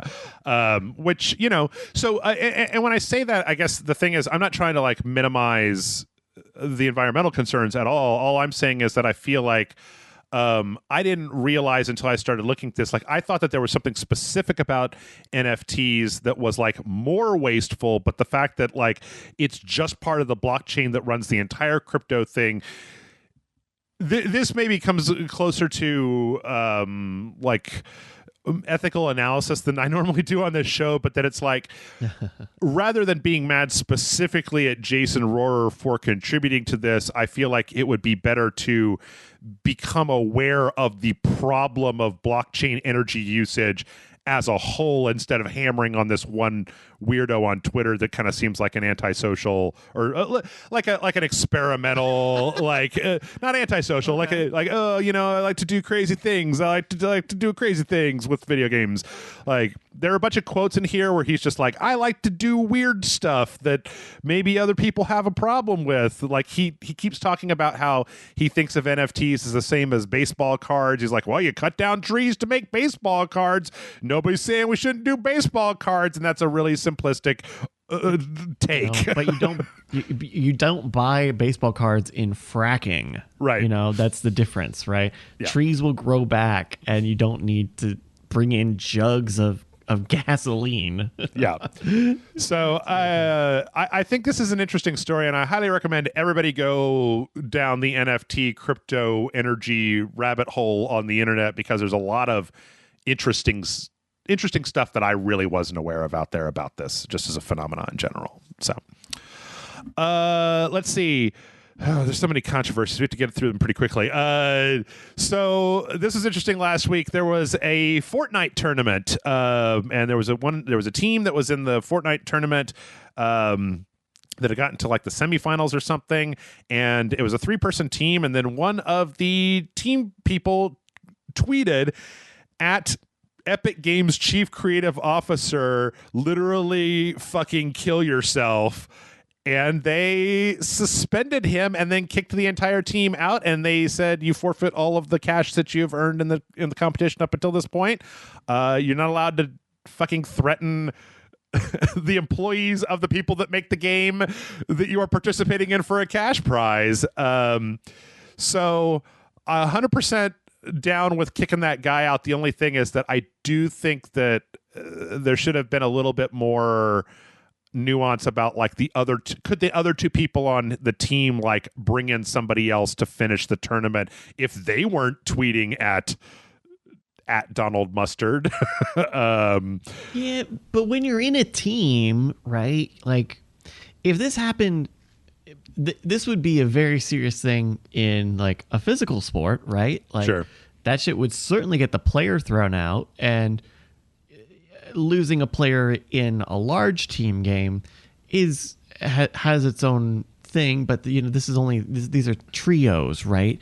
You kind of do have to be responsible for your teammates to some degree, especially in something really serious like this. You can't just say, quote, literally fucking kill yourself. Like, that's pretty serious. And it's not like they can't compete in other tournaments or have been even expelled permanently from the Fortnite Epic tournament thing. But at the end of the day, you kind of have to, this is part of the punishment for that player, is that his teammates are going to be pissed at him because this is really bad. This is really bad for their team. Yeah, I guess the other side is that if you take a very aggressive view of this, that it's like you are less likely to have to then parse out individual nonsense between people in the future. You could just be like, look, you are a team. Your team is responsible for what your team says. If your team tells the people that work at this company to kill themselves, then you don't get to do this anymore. You don't get to play the video game for cash prizes. It's literally play stupid games, win stupid prizes. I mean, I think it's not too much to ask that not happen. I don't think it's not too much to ask to say, like, hey, don't tell the official to, quote, literally fucking kill yourself. Like, you can't. There's a line. This is clearly over the line, and maybe your team has to put, Yeah. Ugh. Yeah. I don't know. Esports are weird. It's also weird that everybody gets paid zillions of dollars while people get laid off in the video game industry. We had another story this week, even as some folks were laid off from Activision Blizzard. So the whole story is that Activision Blizzard, unlike the previous jerk-off round of layoffs that they did, where they laid off a bunch of people, like reported, did their financial reporting, and then immediately hired on a bunch of new people. This is Activision Blizzard basically laying off what appears to be their esports staff, because they don't see that in-person esports are going to be a big thing moving forward. I think they said, what did they say? That it was like 50 to 100 people. Now, this comes at the same point that apparently, because Activision Blizzard had a very good year last year and their stock tripled, I think it started at like 33 and it ended at like 92 or something like that. That kicked in an automatic thing that means that Bobby Kotick gets $200 million. One of the most overpaid CEOs in the industry gets even more money. And this is just your weekly boo on that. Fuck that guy. Boo on that. Yeah. I mean, if you're Bobby Kotick and you're already the guy everybody hates for being rich and greedy, why stop now? Run it into the ground. Who cares? Like, there's no cuddly Bobby Kotick in the future. Well, I don't know. Who knows? Someone edit me saying that right next to me being everyone's best friend, but I think that's not going to happen. I think the other thing about this is part of the severance package for the employees were $200 gift cards to BattleNet, and it's like, cool. You shouldn't have even done that. Cool. Yeah. All right. Great. Great. All right, let's move on. Oh, no, wait, we got one more. But this is more of an update than anything else. Last week, we had the beginnings of EA Gate, because everything's a gate, which is that basically an EA employee, we found out that an EA employee was selling FIFA Ultimate Team cards to people directly for cash. These are very powerful cards that you can use online. They're supposed to be part of the random loot box pack that you buy, but they were being sold directly. And some of them were like custom ones that they would give to the actual players when they wanted to play FIFA. Oh, right? There was some amount of like, hey, we will give you like the shit you're not even supposed to pull if you pay me, the employee who works here and has access to it. Yeah.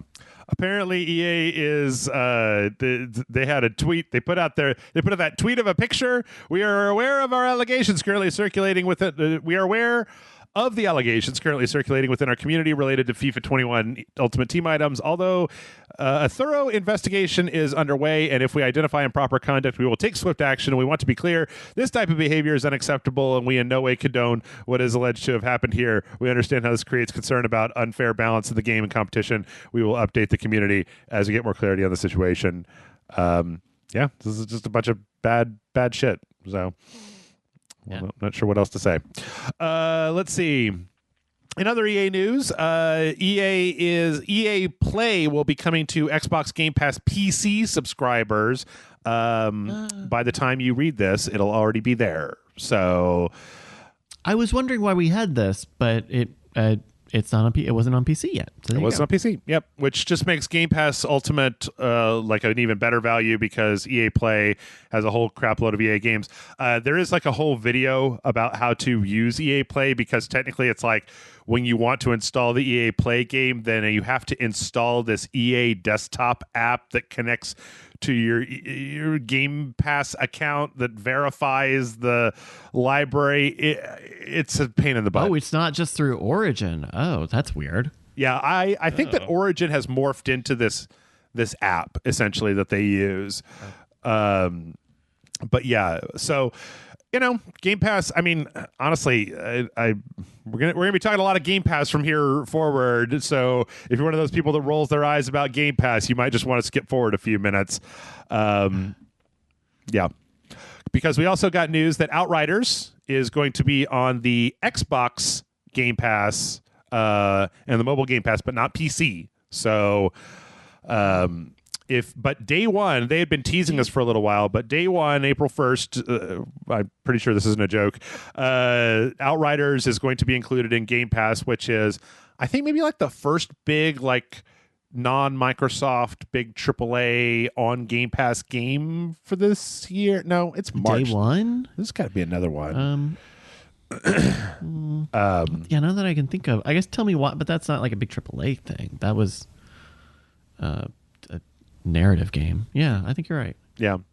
So, and this was kind of out of nowhere. And what's interesting is that it was announced like a week and a half before the game is actually coming out.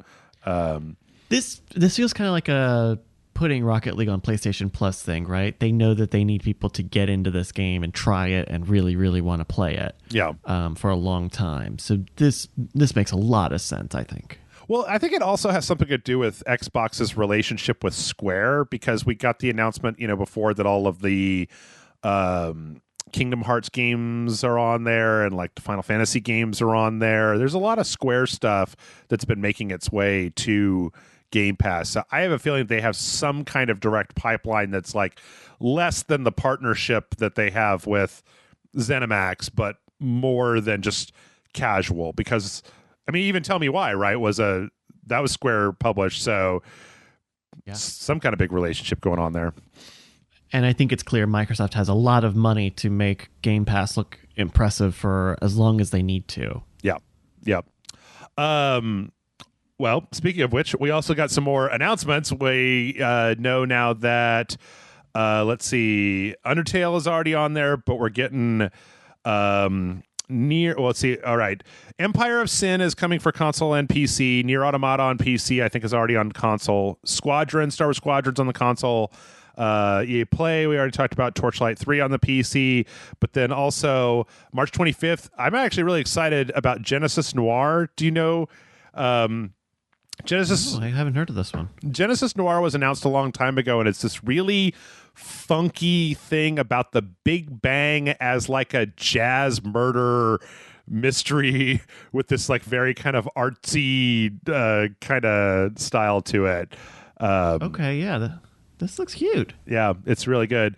And then we also found out that Octopath Traveler, PC and consoles coming out, Pillars of Eternity 2 on PC, Superland on PC, and Yakuza 6 on cloud, console, and PC, which is big because I'm pretty sure that's the only one, now that they put the HD remasters on Game Pass, I think that's the last Yakuza game that you need. I don't know if they're all still on there, but I think they've all been on there at one point or another once 6 gets on there, except for Like a Dragon and Judgment. So yeah, I like the mainline, because they made a million spin-offs too, but it's at least the big mainline numbered Yakuza games. Actually, I think there's only been one console spin-off. I think Dead Souls was the only. It was Dead Souls and Judgment are the only two like honest spin-offs, and then there was like 2 PSP Yakuza games that haven't ever been ported. But they made some like historical time period Yakuza spin-offs as well back in the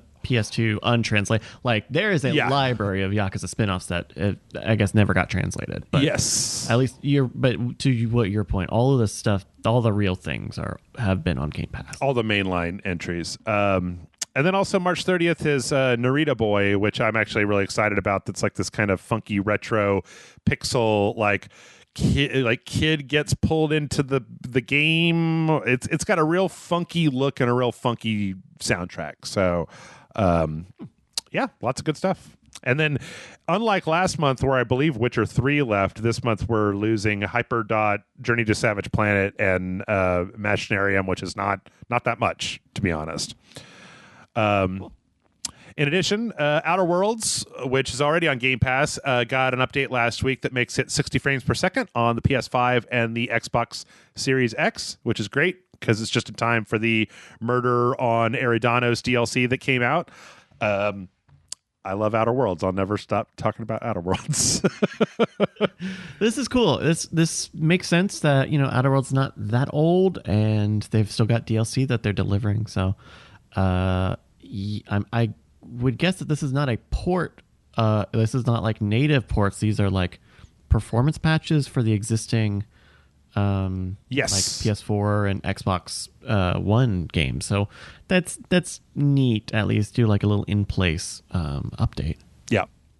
And then we also got news about, this is actually really interesting. I feel like Xbox has been making a lot of really interesting lateral moves recently where they're not fighting the traditional console war the way that we expected. Where last week we got the 20 Bethesda games that were put onto Game Pass, but then we actually found out that of those, Dishonored Definitive Edition, Fallout 4, Fallout 76, Prey, and Skyrim Special Edition are all going to be getting the 60 frames per second performance boost that the Series X has applied to. I believe previously, I know Watch Dogs 2 was one of them. There were a bunch of games out there.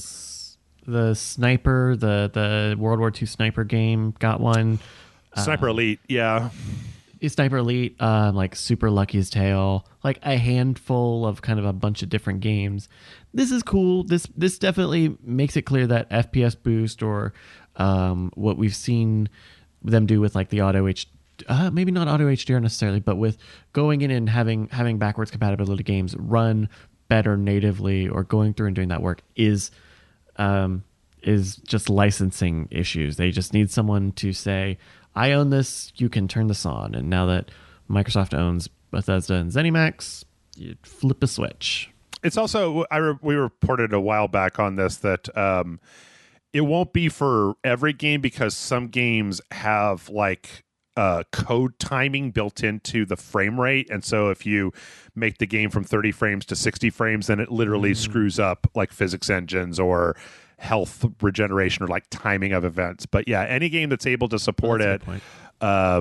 It's interesting because I loaded up Prey and I played Prey on the console at 30 frames per second, and like playing Prey in 4K at 60 frames per second, like without anything else, and especially with some of the auto HDR stuff that you just mentioned we're going to talk about in a minute, it really does kind of make previous gen games feel like they've newer, just like a good version of a game that you already know is good, and you load it up and you're just like, oh right, I liked Prey a lot, and here it is running like fucking Call of Duty on my console and like at 4K. Crazy. Yeah. So yeah, it's really cool. I kind of wish Sony was doing this stuff, this and smart delivery. It's like, man, those are really crazy bets that all worked. They all at least are good ideas. Yeah. Man, transferring data from the PS4 Avengers to the PS5 Avengers was a fucking nightmare. The fully updated PS4, yeah, like it's a mess. It was bad. Like the Yakuza thing. I could have played it months ago, but they don't have file save transfer. It's just like not in it. I'm still mad about it. Let's see. We also got in other Bethesda news, this is a big rumor that we might be seeing Starfield come out this year. Now, this came from a Venture Beat reporter named Jeff Grubb, who has a history of making statements on unannounced projects, but then also going back on Twitter later to clarify that thing he said wasn't the headline that you read, even though that's what he said. So here he said that he thought there was a 90% chance that the game would be revealed around E3 and then subsequently launched sometime in November around your normal game release stuff. And then later on Twitter, he went back and here's a direct quote. Can we not make it sound so certain? I gave a percentage. Here's a better headline. Microsoft and Bethesda want to unveil Starfield this year, but people want lots of things. So who knows?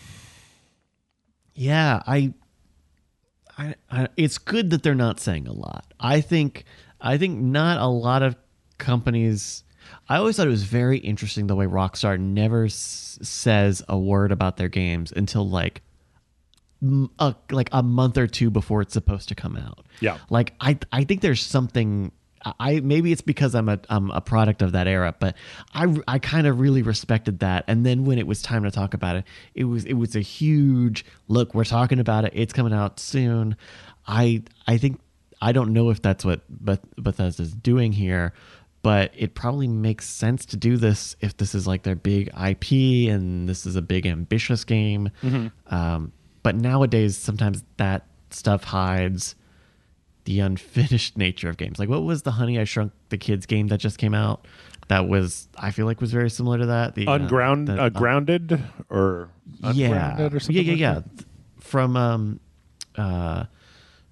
the outer from world Obsidian.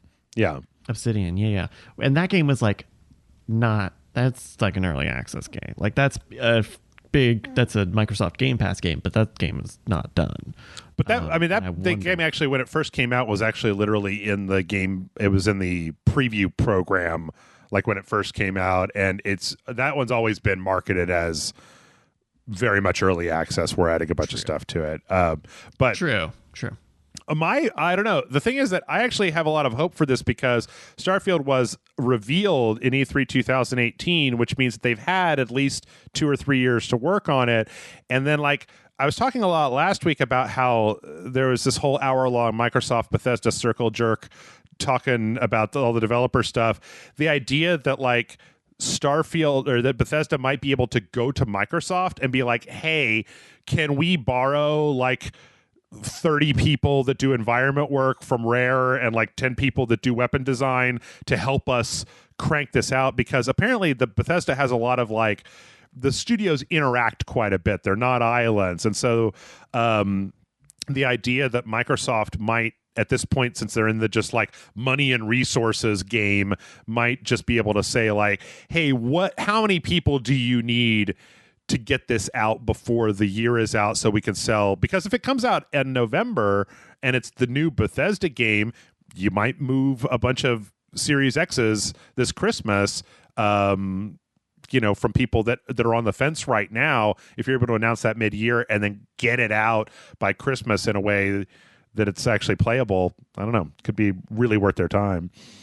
Yeah, that all assumes, going back to kind of this guy kind of covering his bases, that all assumes that COVID hasn't pushed stuff so far back that that timeline is unreasonable, especially post Cyberpunk, where everyone is incredibly worried about being the next Cyberpunk, right? Yeah. That's the one headline nobody wants to see is the next Cyberpunk, Starfield. Why this game is too undercooked for my taste. Yeah. Actually, you know what? I just realized that I think I've gone like 2 weeks without a Cyberpunk story. Oh, hey. Okay, and last Xbox news is that Auto HDR is coming to Windows PC. For anybody that doesn't know, HDR is a compatible color range on certain monitors and televisions, and it's like a color and brightness range, because it envelops more colors and more brightness. Okay. And on the PC currently, basically there's this tech that Microsoft is using to apply HDR effects to games that literally don't actually have HDR support. Like, new games have HDR, but like going back to previous engines and previous games to make them look better, which kind of goes back to that 60 frames per second thing of the idea of playing a last gen game on a Series X and having it look and run better than it did on the previous consoles. I don't know. I mean, I feel like there's maybe some precedent for that, but a lot of that stuff was, the remastered edition for the PS4, right? The Darksiders 2 remastered for the PS4 with better textures, whereas the idea of just loading the Xbox One version of a game and having it look and sound and load and run better. Well, sound may be too much. I haven't heard anything about sound. I don't know. That's just a big thing. It's like Microsoft again is doing a lot of really interesting work at trying to get people in with different types of promises than just, here's the new thing. It's the new game and it's only on our thing. And it's like, well, what if all your old games looked really way better on our thing? So, yeah. And this kind of sets, I would imagine, a kind of a software groundwork, right? Where if you can say to developers, hey, here's what our system is able to generate for auto HDR regardless of the game. So if you came over for us, that would be one thing you could kind of lean on us to do. Or here's how our thing works. Maybe that'll help you in your HDR process. If you look at, what we're talking about with Frame Boost, where they're kind of going in and tweaking trying to tweak the code in some cases to get better performance, better resolution, better frame rates, that could be a draw to developers in terms of like, hey, here is a standard for which you can apply the graphics in your game such that they can live on more like a PC, where you have a little bit of a open end for better performance, better memory, better GPUs. Like I think it's cool, and I think it's going to be a surprise. It could be a tool to really surprise developers. Yeah. And this is actually coming it's actually, I believe, currently in beta to the Windows to Windows as well. Like, it's already running auto HDR on the Xbox, but now there's some kind of steps you have to go through. You have to join the Windows Insider program, but you can try it out on the PC for certain stuff as well. So yeah, and I like it. I've always said that I think that I don't want anybody to win the console war, because we, the consumers, only really benefit when Microsoft and Sony are at each other's throats trying desperately to get every nickel that we have, because it's the only way that we can get them to give us all this free shit is by making them fight each other for dominance. Yeah. Yep. Let's see. We also got some news this week that apparently Grand Theft Auto Online, at least on the PC, is going to be loading quite a bit faster, and this was due to a fix that was found by one of their users, this guy named Toast T0ST, who basically found out that like the pipeline, like the CPU pipeline, wasn't being used. It was being used incredibly ineffectively. Yeah. And so he wrote like a patch to fix that, and apparently it changed the load times from like minutes, like several minutes, into like 40 seconds. It was like it would go from 6 minutes down to under 2 minutes, like a minute and a half, like pretty significant. I think this is such a good end to the story that you have someone who gave this very good technical explanation of what they did and so could back it up by saying, this is actually a relatively easy thing to do. And then in the span of 2 weeks, have a big company like Rockstar as well say, oh yeah, that is, yes. And then implement it really quickly and pay this guy, a bounty. Like, I think that this is really cool, because if it was Rockstar, it could have gone another way. If this was a 2K decision, this could have gone a whole different way. Yeah. That's advertising minutes, right? While you're watching the loading screens on Grand Theft Auto Online. Yep. And it got 10K. So Nice. That's cool. All right, let's run through these real quick. I love this. Devotion is being finally sold again to people through Red Candles have opened their own store. I don't know what the weird... There's a story behind this that I really want to know, that is because you remember that they... Okay, so for anybody who forgot, Devotion was the game that came out. It was a horror game. It was by this company that made this excellent game called Detention. It was on the Steam store. It turns out that like somehow there was some Winnie the Pooh, Xi Jinping stuff in there that got pulled from the Steam store. The Chinese government literally revoked the business license of one of their partners. It was supposed to go up on GOG. They announced it, and then they announced that they weren't going to put it up immediately. Yeah, and the whole thing was like, due to many player complaints, we are not putting it up. And it's like, right. So they just put out their own store, and so you could totally buy Devotion and Detention. In fact, now that I think about it, we played Devotion on the Asylum last year. That's right. Yeah, I'm glad. I guess there's a lot of logistical things in terms of taking a business and moving it, say, to another country, or creating an online business that is safe from whatever Chinese government oversight that they would be under. I'm glad for them, even after all this time. Like the bit of Devotion that we played was like really cool. I was expecting something way chintzier, and it was kind of a really neat thing. So I'm glad that it can exist, Winnie the Pooh Bear poster in it or not. Yeah, I highly recommend everybody, even if you've never played Detention. It was also very, very good. It's 30 $350 US for both games and the soundtrack. So if you would like to help these guys out, I highly recommend doing so, because I'm glad that people will be able to play it. Let's see. All right, Epic Game Store is getting voice chat, text chat, and a party system. Cool. GeForce Now's subscription is doubling. I actually found this out because I got an email from them, because I am technically a founding subscriber, but it's going from $4.99 a month to $9.99 a month.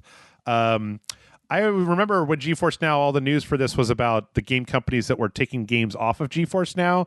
What I forgot, though, is that this is an NVIDIA service. So the games that are on GeForce Now, if they have ray tracing support, are generally running on server blades that have ray tracing hardware in them. Well, I don't know. I read a bunch of stuff on their subreddit about how that you could turn on this thing that would show you a code that was telling you the hardware spec of the blade that you had connected to. And so people learned which ones had ray tracing cards in them. So they would like connect and then disconnect and then connect and then disconnect until they got the ones that had ray tracing on them. That's cute. Yeah. This, man, I'm just going to say this. It's $9.99 a month is the new price, $10 a month. And it's like, you should have just dropped it $1 so that all the headlines wouldn't say that they doubled the price. Because doubled the price sounds way, way worse than $10 a month. Yeah. No, I agree. But then also, I don't know how ubiquitous GeForce Now is, because it's a fully featured service right now that totally runs, but it also seems like it's catering more towards, because it relies on your Steam library for games to run, it seems like it's trying to cater more towards, PC people as opposed to a more generalized crowd, the way that like Stadia is or xCloud. Yeah. Let's see. Dying Light 2 is still a thing, and there's going to be some news about it very soon. That's kind of it. There's some meta commentary here about this 3-minute video where they read people's mean tweets at them about like, where the fuck is the game? Very weird. This is very weird coming from the company that was going to do Dead Island 2. True. I still want Dead Island 2. Let's see. That Final Fantasy Ever Crisis phone game is going to have loot boxes in it, because I don't know. Of course it is. It's a Final Fantasy phone game. Has there ever been one that didn't have loot boxes in it? I mean, I guess the ports didn't. Oh yeah. Yeah, that's, man. There was something in this Kotaku article about it. I was like, I think we would all probably prefer to pay money for like the chapters or the parts of this game, or the games that this Ever Crisis will cover and recap, but I don't care about loot boxes. I would pay for the story and the segments and the chapters if they were really cool. The game looks surprisingly really cool, but I'm not interested in loot box or loot box based or necessary games. I'm just curious. Have you seen what the overworld in this looks like? Overworld, maybe. So, oh yeah, it's like a mix. It's like kind of old school Final Fantasy VII blocky characters. Right, yeah. It's like a nice version of the kind of old PlayStation ones, but then it looks like the combat, this is kind of like if you were making Final Fantasy VII today, where there's the stylized overworld, but then the combat has more realistically proportioned characters. I really want this to be good, which is why I included this, because the thing is that the other big thing about this is that this is supposed to go from a chapter that takes place during the weird battle royale pre-soldier trial days that they're putting out to Crisis Core, to Final Fantasy VII, to Dirge of Cerberus, to Advent Children, that every one of those pieces of 7 is supposed to be covered in these episodic games. And I'm like, that's the Final Fantasy VII remake I want. That's the one I actually want, is the one that covers the entire timeline. But I was kind of, the conclusion I had about this Ever Crisis thing is that I'm bummed, because this would have been really, I think, the better style and the better look for the Final Fantasy VII remake than trying to change everything and make everything look big and extruded. Like, I think if you just really tried to retell it and kept the style, like the stylized look is so great, and they've got these really good character portraits, and it kind of matches with the game. Where the original game, they had the more proportioned characters, but this is never going to be that. It's such a good idea that it won't be the good thing that it could have been, because otherwise they would have done that. So, yeah, a missed opportunity, I guess. Yeah, I don't know. It looks just right. It looks exactly right. It looks so good because it's like they took that old PlayStation 1 style, but then they added more detail, more animation, but it still harkens back. It still makes you think of when you played it on the PlayStation, as opposed to, like, I don't know. Some people, I guess, look at the Final Fantasy VII, there's like, this is what it was like in my mind when I was playing it. But I like this because it's like, this reminds me of sitting on the couch when I was like 15 playing Final Fantasy more than the new one does. But I don't know. It's a shame, because I think ultimately what this thing will be is like greatest moments from these games, right? I think they've talked about like the first, like Final Fantasy VII, the game will be 10 chapters, and they escape Midgar in like chapter 3 or something. Like I just think that these are going to be, hey, here are the big moments that don't we all remember the big moments?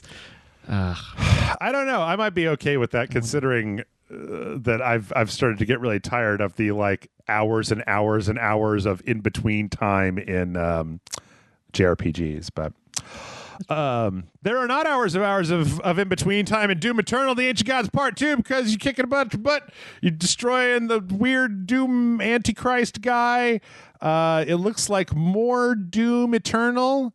I like the kind of big war stuff that's going on in here. I'm going to say right now, Bryce, I don't know if you know this, but my co-host Amanda and I played all of Doom Eternal for our sequential, and then we played all of Doom Eternal: The Ancient Gods Part 1, and I don't like Doom anymore as much as I used to, because it's become like, oh my God, how it's so hard, right? Like it's the challenge is now just like, it's supposed to be so hard, and that wasn't why I was attracted to Doom. I liked the puzzles and the kind of, I mean, you know, I put it on easy and it was still hard.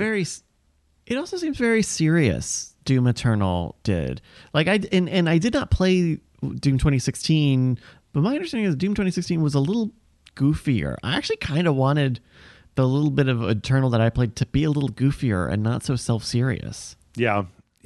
I don't know. I think at the end of the day, I just didn't care for. I mean, like, you know, halfway through Doom Eternals, after it was launched, they put out this patch to let you change like what kind of shaders were being used, and then like what the UI color was. And so I changed it to the one that was closer to Doom 2016, that wasn't quite as like bright and colorful. And I changed the UI to be like a muted olive drab instead of like bright orange like it was, or bright green like it was by default. But I don't know. It's also just a very rigid game now, where it's like you need to use this type of weapon to kill this type of monster, and if you don't, it's going to take a billion years. And I'm just like, now you're just making rules. Just let me do what I want to. Just let me do what I want to. But Doom Eternal DLC 2 is out, and it looks like more of that. We also finally got another trailer for Dark Alliance. Bryce, did you ever play Baldur's Gate Dark Alliance on the PlayStation 2? I did not. Okay. This is a little weird. I don't really understand. Okay, so there's like a very jokey tone to this trailer, where they're playing, it's like a Black Sabbath song or a Nazi song, and they've got like, you know, the one character falling in the lava, putting up his middle finger. There's a part where there's a bunch of kind of head-banging trolls and kind of goofy messaging. And like the original Baldur's Gate Dark Alliance was just like a top-down kind of co-op hack and slash. Now I don't know if you remember the original trailer for this, where it was like, you know, that thing where people put like a GoPro and it's connected, so it's pointing at their face, and then they do like an extreme sport or something, and so Sure. that was like the style of the original trailer for this, and maybe I didn't get that they were going to be doing something different, because I played the Baldur's Gate Dark Alliance series, and I was just looking for more of that. And it looks like they're kind of going in a different direction. They're going in a more goofy direction, and I'm not sure how much I dig that. Self-referential. Yeah. Yeah. So I don't know. Yeah, I wish I knew more about it. It seems the game. I don't know. It seemed weird because it definitely also is like an official Dungeons and Dragons product, right? Mm-hmm. So how serious and goofy, how real is the serious and goofiness, right? I don't know. This is a very strange one. I'm a little out of my depths on it. Yeah, I mean, like one of the characters, I believe that one of the characters that you see in the trailer is Drizzt, Grizzzt, who is like literally like a named character in Forgotten Realms. It's this white-haired elf with the two swords and the black armor. So it's like takes place specifically in the Forgotten Realms world with Forgotten Realms lore, which is just kind of like a high fantasy D&D campaign. So I don't know. I maybe want to see some. I guess IGN down here has some gameplay impressions. Maybe I'll watch those at a certain point. Unless you have anything to say about Scarlet Nexus, this looks like more. I feel like Bandai Namco puts these games out that are just like super anime, and they look real generic, and they're a third-person action game. I guess this one has like a literal anime that's launching the same day as it that they tease at the end. Okay. But I don't know. Cool. I have nothing for this. Okay. It's a little Talesy looking kind of game, but this time it's technology. Ugh. Yeah. Let's see. We got a full-on, even though it's almost out, a full-on cinematic trailer for Evil Genius 2. I'm really looking forward to this. This one actually had a lot of gameplay detail. It was like 4 minutes long and kind of had a nice like overview. Did you get a chance to watch this one? This looks really cool, Jeff. Okay. I think maybe I was only very peripherally aware of whatever the first Evil Genius was. Mm-hmm. But this looks really cool. And from what I could like kind of take out of this kind of overview trailer that they have is like maybe the game is not super deep. Like that's something that I think a lot of the simulation games coming out now are a little stuck in the weeds with, or being very, very deep in terms of just having so many systems to constantly keep keep track of, and then deal with these like early access games that are still figuring out how to make all of those systems work seamlessly and smoothly and easy. But what I kind of took away from this is like, oh, this is actually kind of maybe a little simple, and I think that would be a breath of fresh air. It seems, what it seems to me more like is like Theme Hospital was accessible, right? Like you didn't have to be a simulation mastermind in order to play it. You're just like, oh, look, it's all this goofy, cool stuff happening. And if you want to make it really hard, you can. But if you want to just be an evil genius, you could do that. Yeah. And this is like coming out. Cool. I'm into this. Look at the end of next week. Right? What's that? Oh, wow.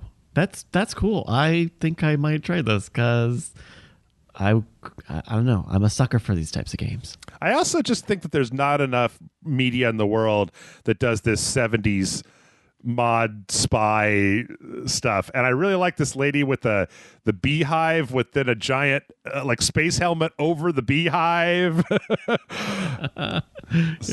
Yeah. Looks good. And I believe, March 30th. So at the end of this week, it'll be coming out, or Tuesday of the week after. My dates are all confused. We also got an announcement trailer for Severed Steel, which I actually read kind of a whole dev diary on, which is kind of interesting. So the main character only has one arm.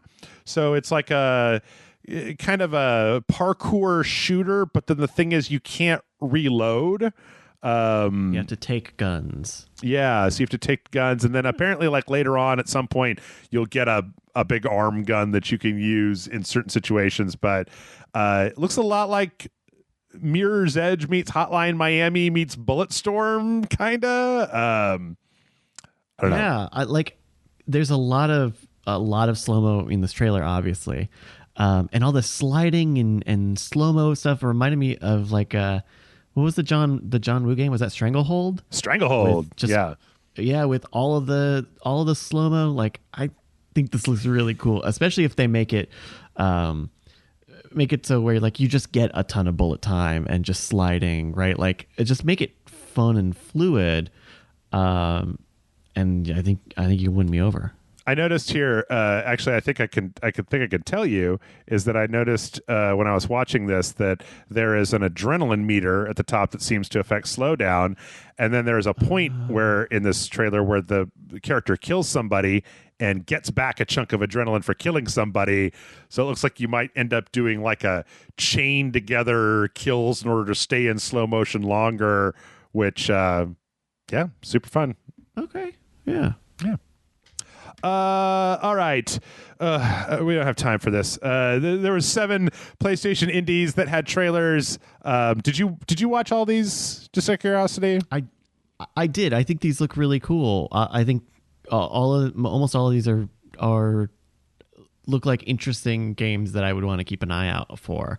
The big one for me, I'll say, out of this list is the puzzle VR game. What was the name of that one?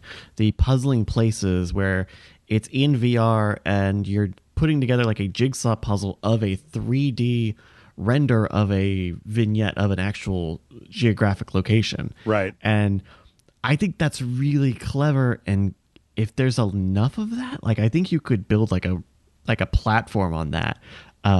For just like 3D space recreation puzzles. I think it was really cool to see. Yeah, I mean, a lot of these were really, actually, all of these were really interesting.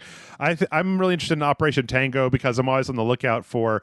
I don't think that there are enough asynchronous multiplayer games for 2 people, because I feel like when you get an asynchronous multiplayer game that's made for a lot of people, it has to be a lot more generalized. But I really like the We Were Here games. I played some of those with like Jason and Grant, and I love it when game developers make a game where it's like you have to play it with a second person and then you have to communicate in order to solve the puzzles, because there's 2 different bespoke gameplay modes that are overlapping. It's not just like you shoot that guy and I'll shoot this guy. It's like, I'm going to turn off the cameras so that you can go into this room. And I think this Operation Tango looks pretty good for that. Plus, I like the character design. It's got a big mustache. Yeah. I also really like Heavenly Bodies because it's like Mount Your Friends. If people have played Mount Your Friends, it is. It's a lot like that. Yeah, except it's in space, and I love space. That's very cool. Yeah. And then the big one here is Disco Elysium finally got a release date. It was supposed to be, or Disco Elysium, the final cut, got a release date. It was supposed to be out in March, but we didn't have a release date, and we do now, and it is March 30th. Disco Elysium's great. Okay, you played Disco Elysium, yeah? I did not finish it, but I did play it a bit. I'm excited to go back. The big thing for this final cut that I'm excited for is full voice acting. Mm-hmm.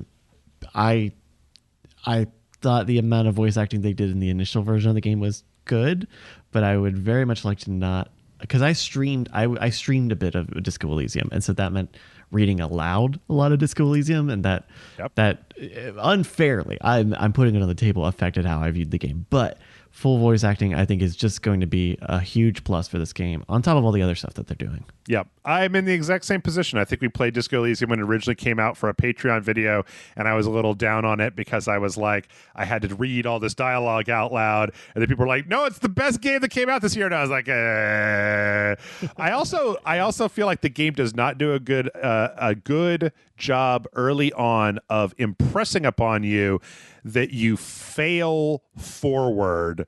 Yeah, that's a part of the game where I don't know if it's better to learn that on your own or not. Because I think I remember when I first played it getting really stuck with how do I get the tree? How do I get the body off of the tree? Yep. And I spent a really long time because, and I still kind of don't know if what I did was right, but I guess you have to like, I took it as a soft objective was, okay, I needed to level up an element of my guy to do what I needed to do. And I think that was not even the right thing. And so I was very worried about the time element of the game.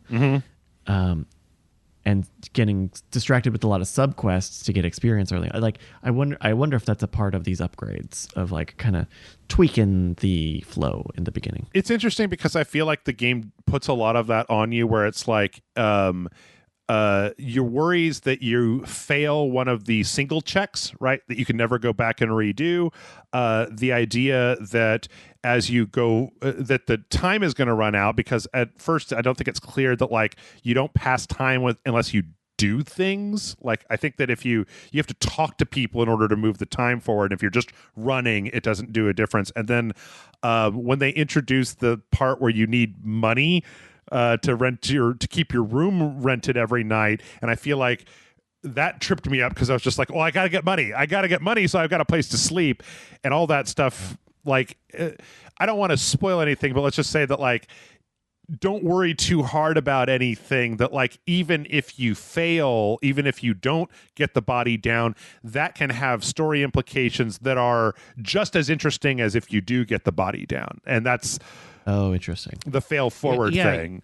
Yeah. It is kind of an interesting form of role play where the character you're playing is kind of a fuck up. Oh yeah. And so you have the expectations are considerably lower than if you're like me, who is kind of a perfectionist type of person and player.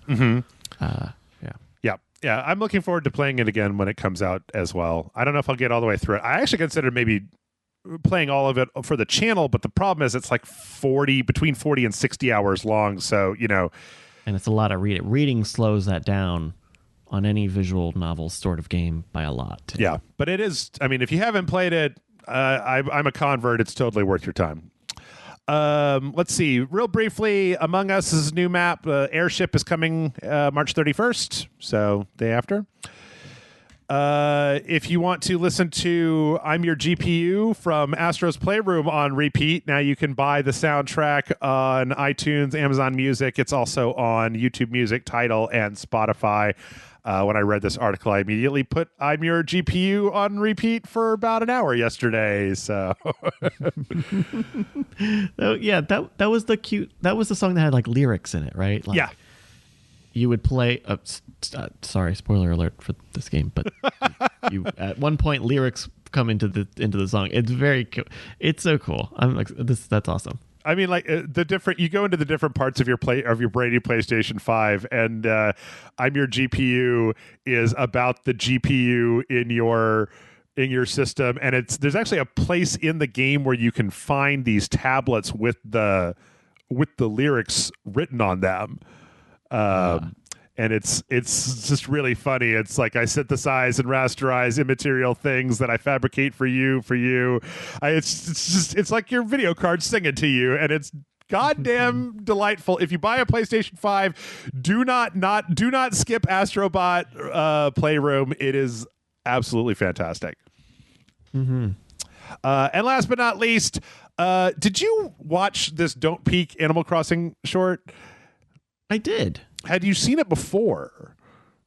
No, I hadn't. I'm actually surprised to look at this page now and see that it says 2020. Yeah, it was like a South by thing or a Fantastic Fest or something. It's October 23rd, 2020, this little digital short called Don't Peek Animal Crossing horror short that's the 6 minutes. It's very simple. It's this lady that like finds that when she does stuff on her Animal Crossing game, it happens in her room where she's lying on her bed, and then this kind of monster shows up and starts asking for stuff. Just go watch it. It's 6 minutes long. You don't need me to spoil the 6 minute YouTube video.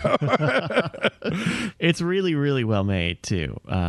It's neat. Yeah. Yeah. And apparently it's getting optioned into like a full movie. Well, we'll see.